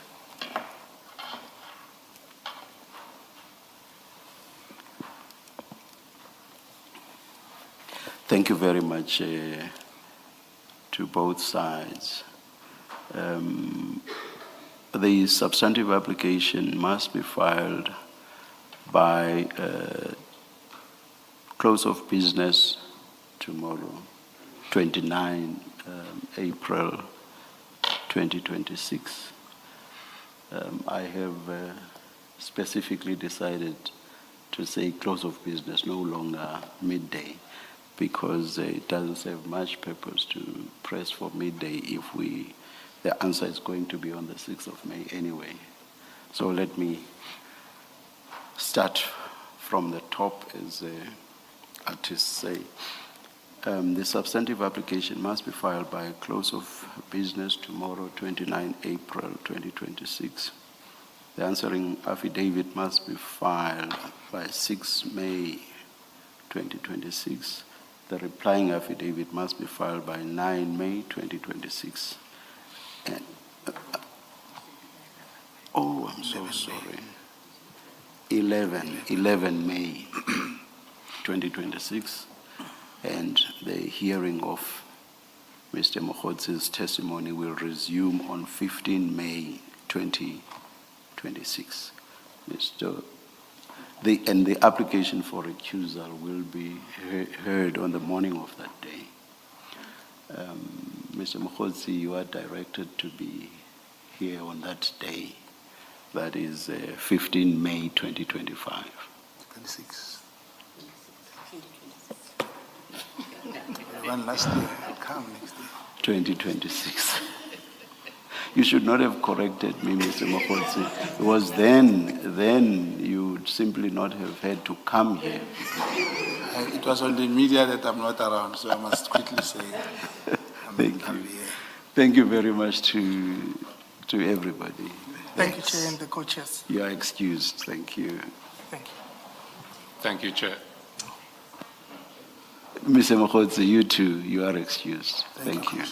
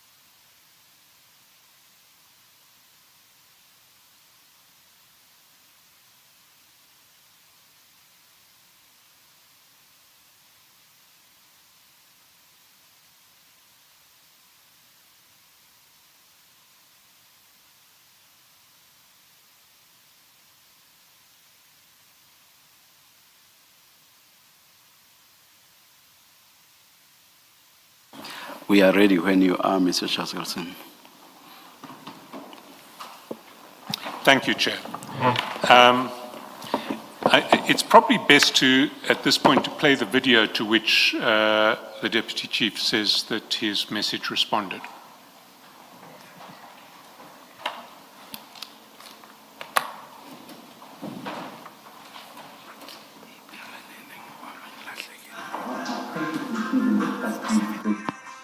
I always hope that I would have put down with him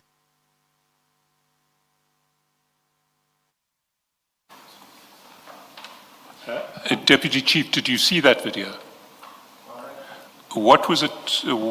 What was the scene that was being described, that was being shown in the video?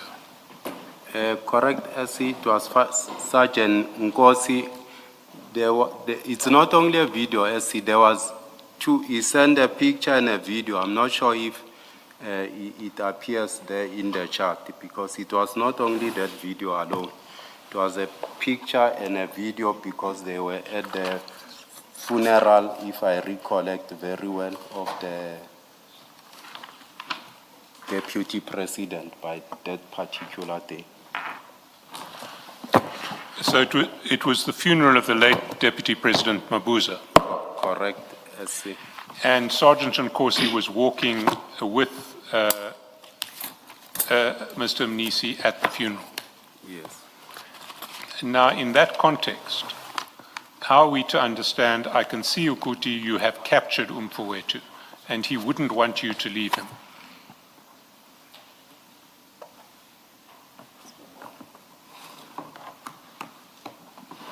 I was referring, as I indicated, to the attention with regard to which I think he has taken the attention of the CFO, and he wouldn't want to, to be far from him. So the CFO wants to be with Sergeant Nkosi, is what you are saying. That's correct. And why the verb capture? Capture signifies here, let's see the attention here. Well, in context, that isn't what it means. Look at what you say at the end of the message. Mfowethu is the best person to be with. Ujuda wetu, who will do great things for us, compared to Baba waka Ongaseko. So, what I want to put to you is that the capture of the CFO was a process that was designed to put the CFO in a position to do great things for you. That's not true, CS, because I don't think you should isolate Ujuda wetu to the entire statement. Maybe explain Ujuda wetu, because you say it has significance. Much as I said, Ujuda wetu becomes the context where I'm speaking about this thing, with relate to, the gratitude, that I see. It signifies, gratitude, and it's a praise, it's Indumiso.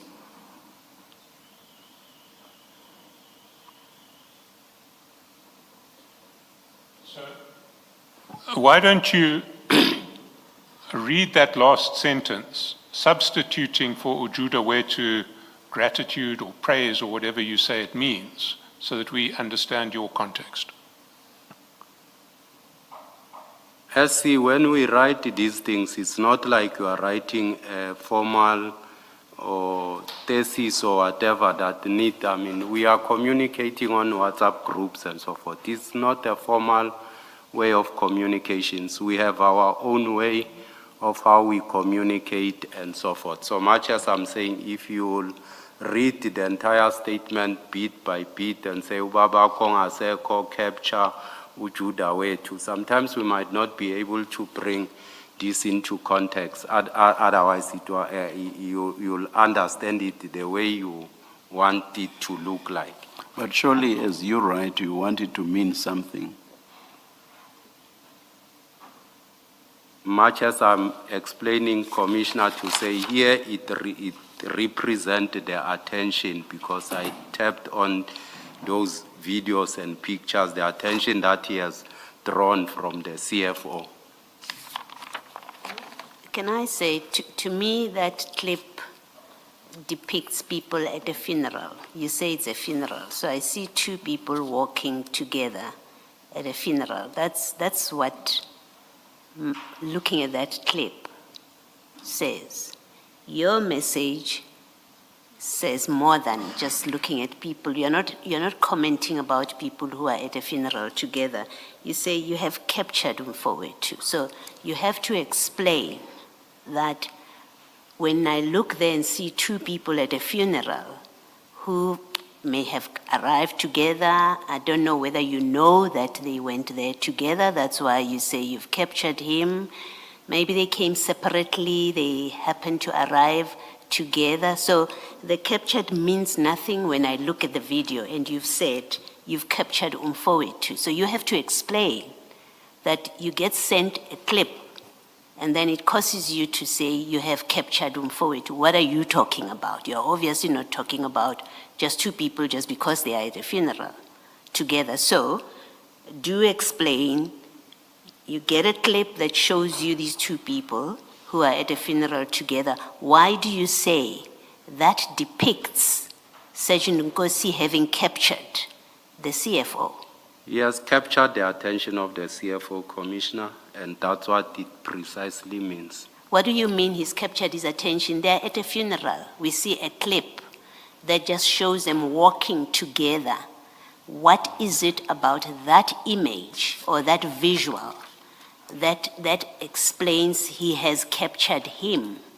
To say the CFO wants to be next to Sergeant Gosi. That's capturing the attention of someone. Do you happen to know how it is they are walking next to each other? You have to know. For you to say, I see you have captured him, it means you know something about how they are ending up together there.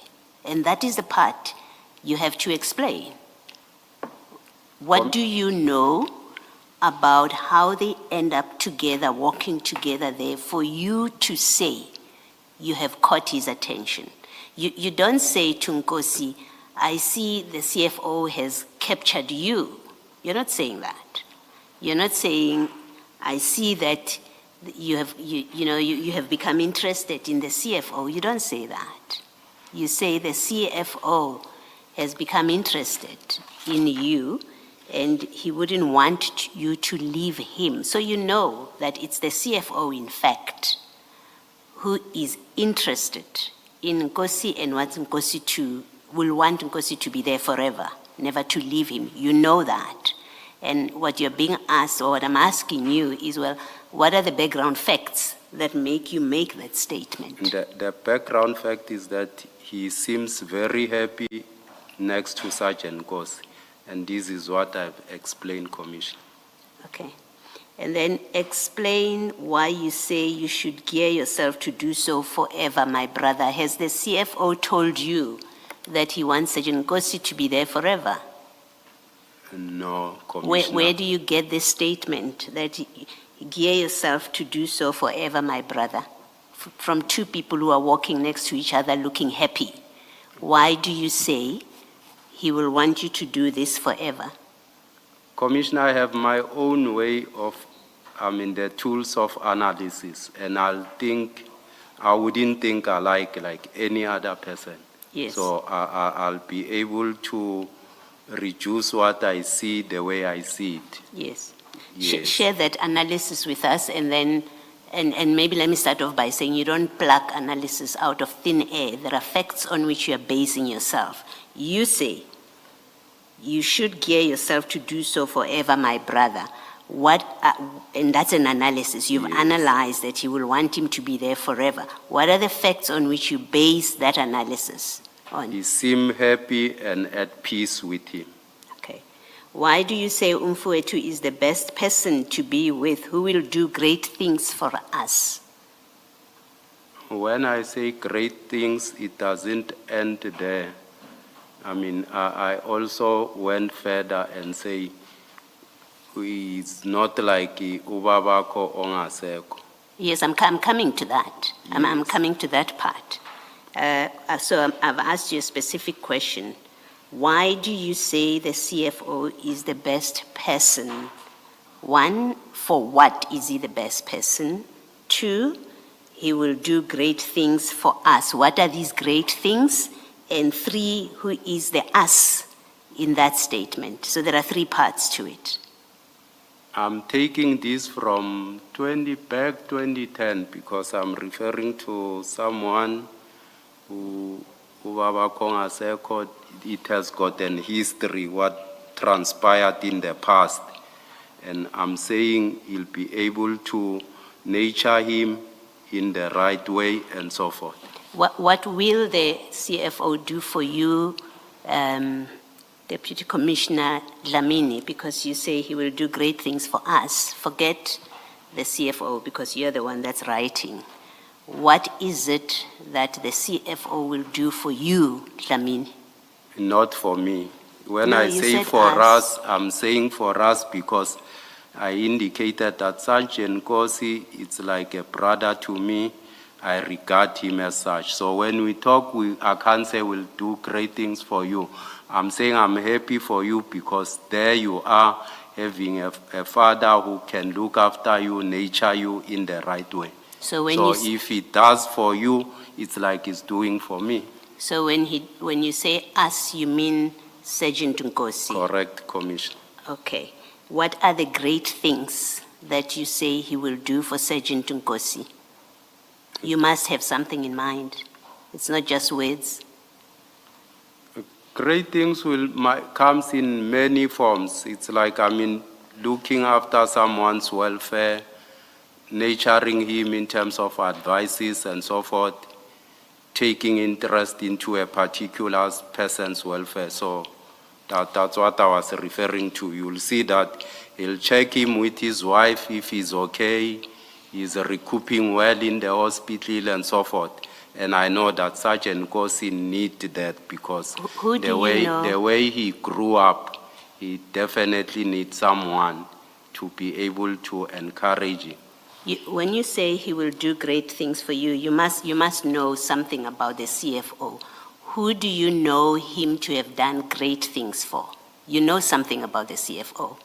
So tell us, what do you know about the CFO that he has done great things for somebody that makes you say that he will do great things for Sergeant Nkosi? What do you know about the CFO? Commissioner, I don't know the CFO much, that he has done something great things for someone.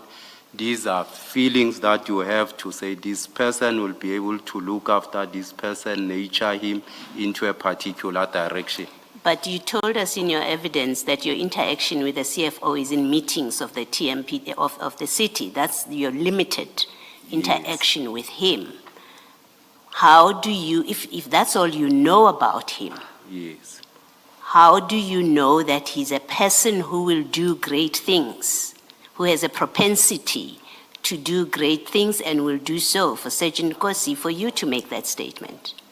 Commissioner, perhaps if we can think of great things as material things, then we'll be wrong in that assertion, because great things will come in the welfare of looking after someone that is well mentally and otherwise he get good advices.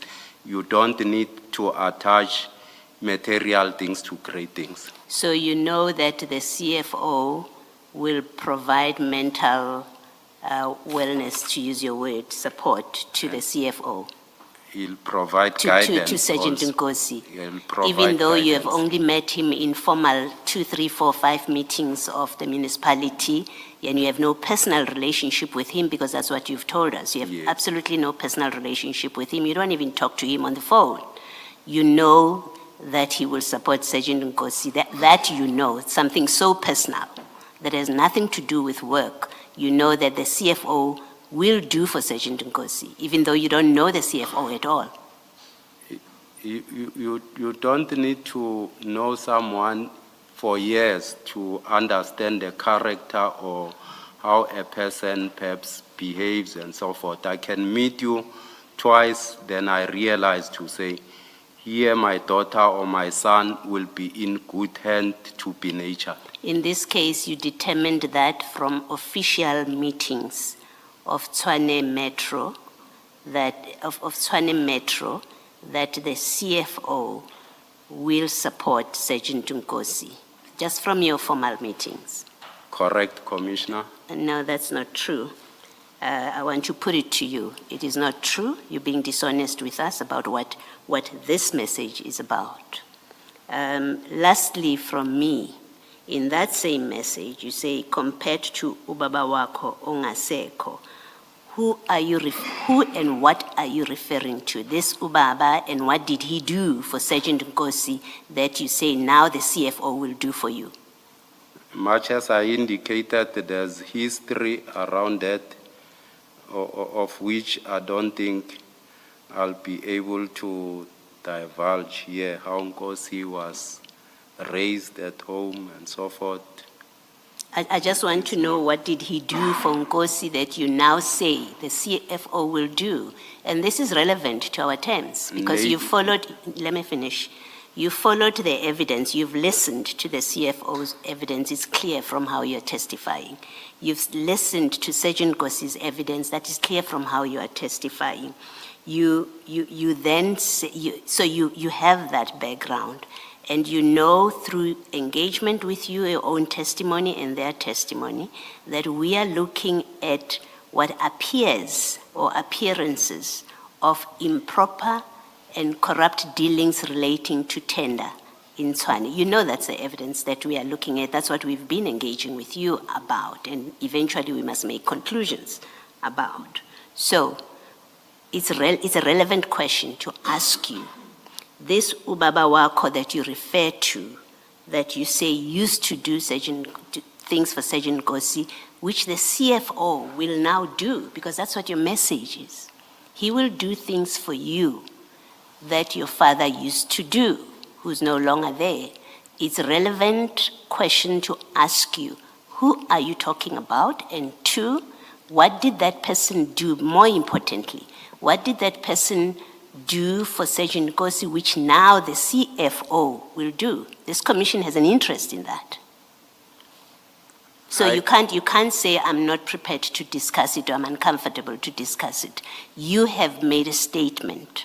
The CFO will take over what Sergeant Nkosi's father used to do. And I'm interested, and it's relevant, not for the sake of it, it's relevant information that must be given to this commission. What is the CFO to do for Sergeant Nkosi that you are referring to in this WhatsApp message? I indicated, Commissioner, that great things do not refer to material things. It refers to taking care of someone, being concerned about the well-being of a person, and so forth, which the one I'm referring to, there were shortcomings in that regard. You've had my comment about that evidence. You're not being honest. I don't You're not being agree, open with us. Yes, you won't agree, obviously. But I have to put it to you so that you have no mistake where I stand on this matter. You are not being honest about the content of this WhatsApp, what you were conveying. Thank you. Can I respond, Commissioner? Yes, you may. I am honest. I wrote it because I have a background with Sergeant Nkosi, and I understand what I've written here. The problem is you don't have a background with the CFO, and yet you're saying now you're giving explanations that can only hold if you know the CFO more than what you have told us, which is out of 4 or 5 meetings of the city. I've noticed the CFO, how he conducts himself, his behavior, how calm he is, and so forth. I was referring on those things. All right, that's your answer. Thank you. Deputy Chief, let me remind you about what you said this morning. Remember, in relation to what happened in March 2025, you said the CFO, and this was your testimony this morning, that the CFO wanted Sergeant Nkosi to become an extension of him. Correct. And you used an example of a car salesman or an agent, and you said the CFO had appointed Sergeant Nkosi to be his agent. That's correct, in relation Commissioner. to discussions between you and the CFO. That's correct. Yeah. Is that not what you mean here, that he has now successfully become an extension of the CFO? That's not true. Why would that not be true if earlier this morning you said that's what the CFO wanted? In the context of this message, it's not following that discussion, Commissioner. It was a different message. I was referring to pictures that were sent to me and the videos I've seen. And it made me to recall the previous incident, what transpired back in the 2010 and so forth. All right, thank you, Mr. Chancellor. Thank you, Chair. Deputy Chief, we have the cell phone records now for you. Have you been through them? I haven't, SC, just received. Well, let me give you the context for why we sought these records. And it goes back to your exchanges with Sergeant Nkosi, and through Sergeant Nkosi with the CFO who Sergeant Nkosi captured on the 25th of March. And the critical period in this regard is the period between the two messages that you Please send. take us to the page again, Mr. Chairperson. Sorry, sorry, Chair. That would be helpful. It is page 440.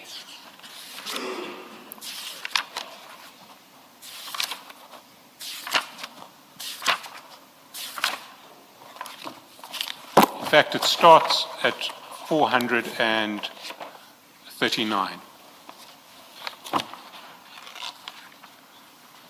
So if we go to 439, we see you sending a message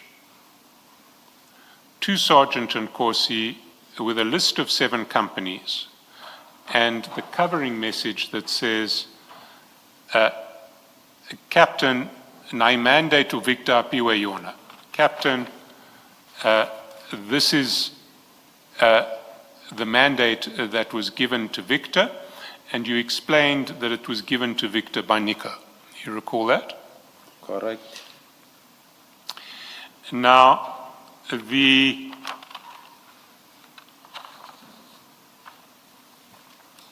the time, you then explained the next message, the message at 9:03, Captain, find below our vehicles for land to be given Kumpuetu in order of priority with six company names on it. You said that what had happened is that after Sergeant Nkosi got the message saying that Victor had received a mandate from Nico for 7 companies, he contacted you and said, I want you to find another 7 companies for us to check for compliance. You recall that? And that's why you sent him the list in chat number 1 at page 440. Do you recall your evidence in that regard? That's correct. Now, that evidence presupposes that Sergeant Nkosi would have contacted you at some stage between the 2 messages that you sent to him. The message that you sent to him with Victor's mandate from Nico, which was sent at 8:02 p.m., and the message that you sent to him with the new list of 6 companies at 9:03 p.m. You recall? Correct. Now, I pointed out to you that there is no WhatsApp communication between you and Sergeant Nkosi between 8:02 p.m. and 9:03 p.m. You accept that? I'll have to verify that because last time you said these are not calls that incoming, is chat messages, and today it has changed. Some of them are calls and so forth because I saw there's an sorry, incoming WhatsApp. sorry, chat Deputy one. Chief. I have never suggested that there are mystery WhatsApps that are not included on this call. I've also never suggested, I've never withheld from you that the empty message, that the empty bubbles are voice calls. But one thing that has been always clear is that this is the total list of WhatsApps between Sergeant Nkosi and yourself over the period governed by this file 4. So, are you suggesting that there is a WhatsApp somewhere between 8:02 and 9:03 and that WhatsApp has mysteriously disappeared? That wasn't your evidence when we traversed this on Friday. Yes, much as I said, we might have spoken, but I can't recollect whether with a call on the 25th of March when we spoke. Remember, these things happened 2 years back. You need to recollect to say how did you speak to him and so forth. On Friday, you were fairly clear. When I pointed out to you that there were no WhatsApp calls, then you said, oh no, it must have been a voice call. So I then said, are you saying that you, my exact words were, so you are saying it would have been on a cell phone call that was not a WhatsApp call? And there was no doubt in your answer. You said, yes, we spoke on a cell phone call. And I said, so if we requisition your cell phone records, we will find a call between you and Sergeant Nkosi between 8:02 p.m. and 9:30 p.m. on 25 March. No doubt in your answer, you said that is correct. And then I said, and will you accept that if we do that and we find no call, then this version is false? And you said, yes, I will accept.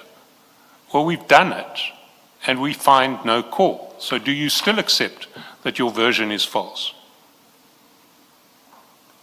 I don't think it was false, SC, because much as I'm saying, I have to recollect the events, what transpired, so that perhaps if you can allow me to have my own record, go and check the communications and so forth on my own, because you just gave me these records, I think now, today, so that I can verify mine.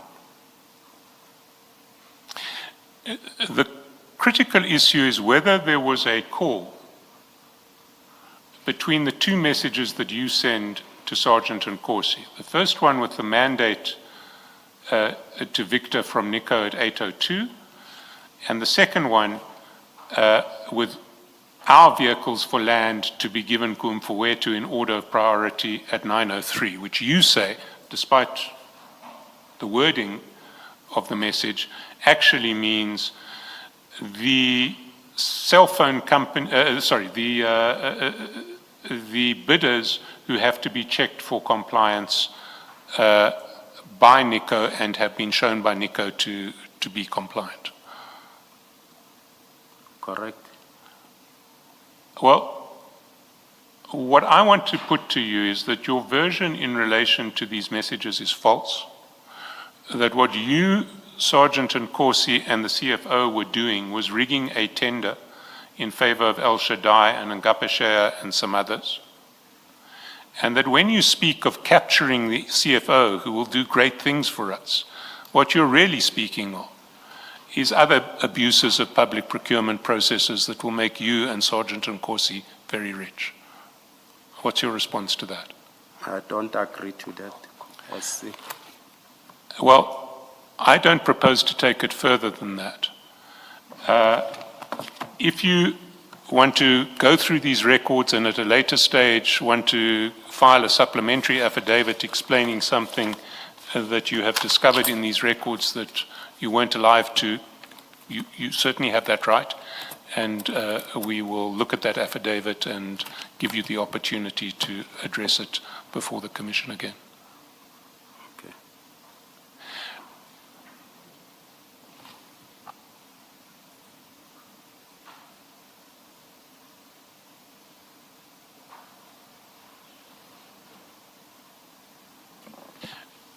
Chair, I have no further questions.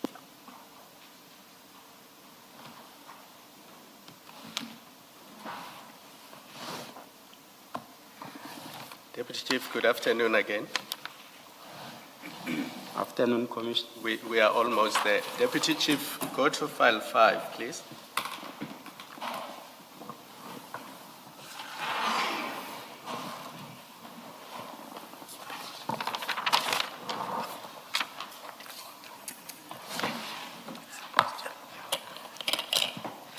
So file 5 is the additional documents that you provided to the Commission. Remember when you were last here reading your statement, we asked that you provide additional documents.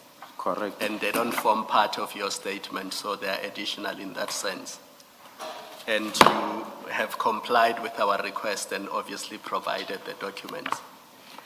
Now, in relation to the Gubis invoices, there's a few things that you said that we need to clarify.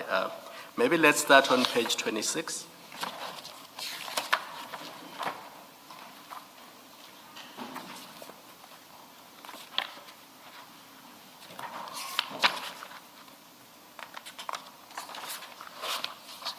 Are you there? I'm there. So this is the complaint from Gubis about non-payment of invoices. Do you see the subject line of Yes, the email Commissioner. on the 29th of January 2025? And that name that I think it was Chair or Advocate Chaskalson, I can't remember, they asked for Andrew's surname. So at the bottom of that page, it's Andrew Khwadi, KGWADI. Do you see that? Yes. So that was the name we were looking for. And these invoices you will see from the email, they relate to the ad hoc services provided at Rooival Water Treatment Plant. Do you see that in the first line of the main email? Correct. Yes. Now, let's go to page 27 of the same bundle.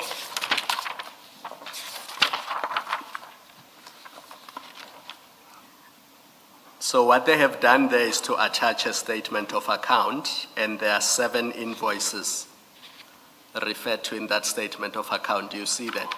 If that's correct. Yes, and just to correct one other thing that you said earlier, payments to Gubis per month before January 2025 was not 2 million, it was actually 397,000 per month. Do you see from invoice 1 to invoice 7? That's correct. Yes, the total outstanding, the total balance outstanding was the 2 million, but 2 million was for the 7 months. It was not 2 million per month. And we do know that after January, more than 30 sites were added, and that's what took Gubis' monthly entitlement to just over 14 million. Do you see that? I see that, Yes. Commissioner. Now, all those invoices that are referred to there, the original invoices are on page 28 to 34 of that bundle.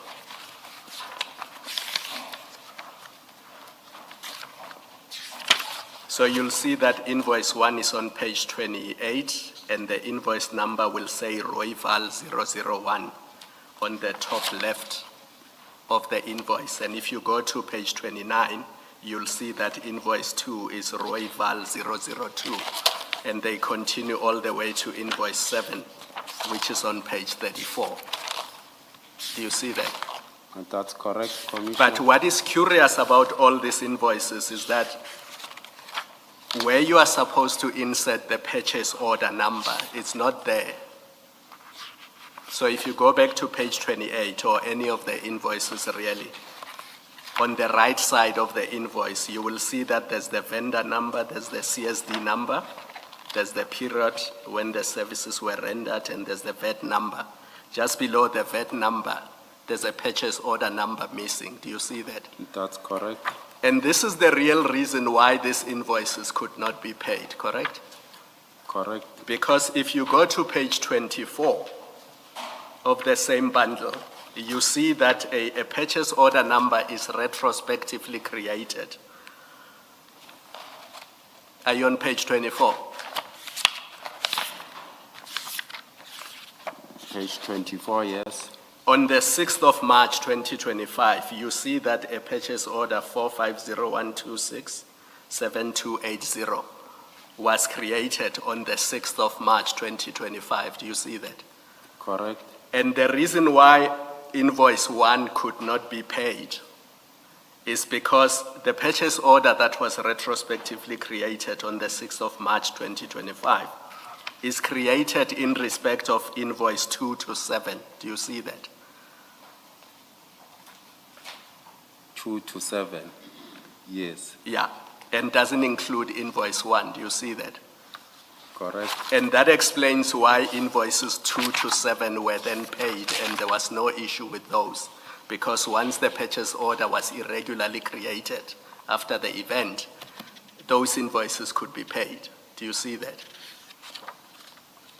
I see that. But for invoice 1, there was a problem because it was for the previous year. So if you go back to page 28,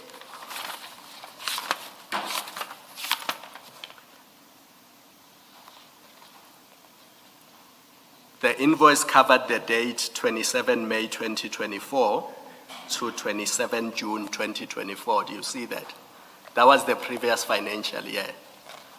And this explains why this invoice could not be paid and why you had to involve Sergeant Nkosi. In fact, if you go to file 3 on page 144, you will see that that is the invoice that you sent to Sergeant Nkosi to say, this one is for the previous financial year. We will engage later Nomfowethu on how to address it in order to avoid ex post facto. That's correct. So that is really the sequence that in relation to the 2025 invoices, although they were eventually paid, there was an irregular process because the purchase orders were created many months after the event. And in fact, if you want to see how those invoices were fixed, if you go to page 17 of the same bundle, bundle 5, from page 17 to 24,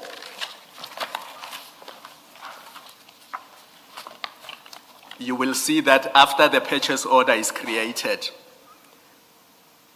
the purchase order number is handwritten in all these invoices. So if you look at the top of page 17 all the way to 23, you see that 45012678280 purchase order is inserted in manuscript. Do you see that? That's correct. So that's how this whole irregular thing was corrected.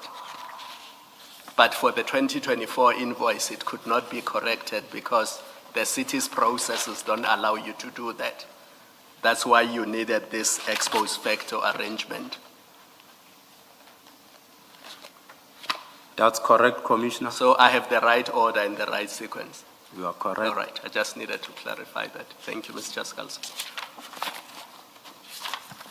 Thank you, Chair. I have no questions flowing from those questions.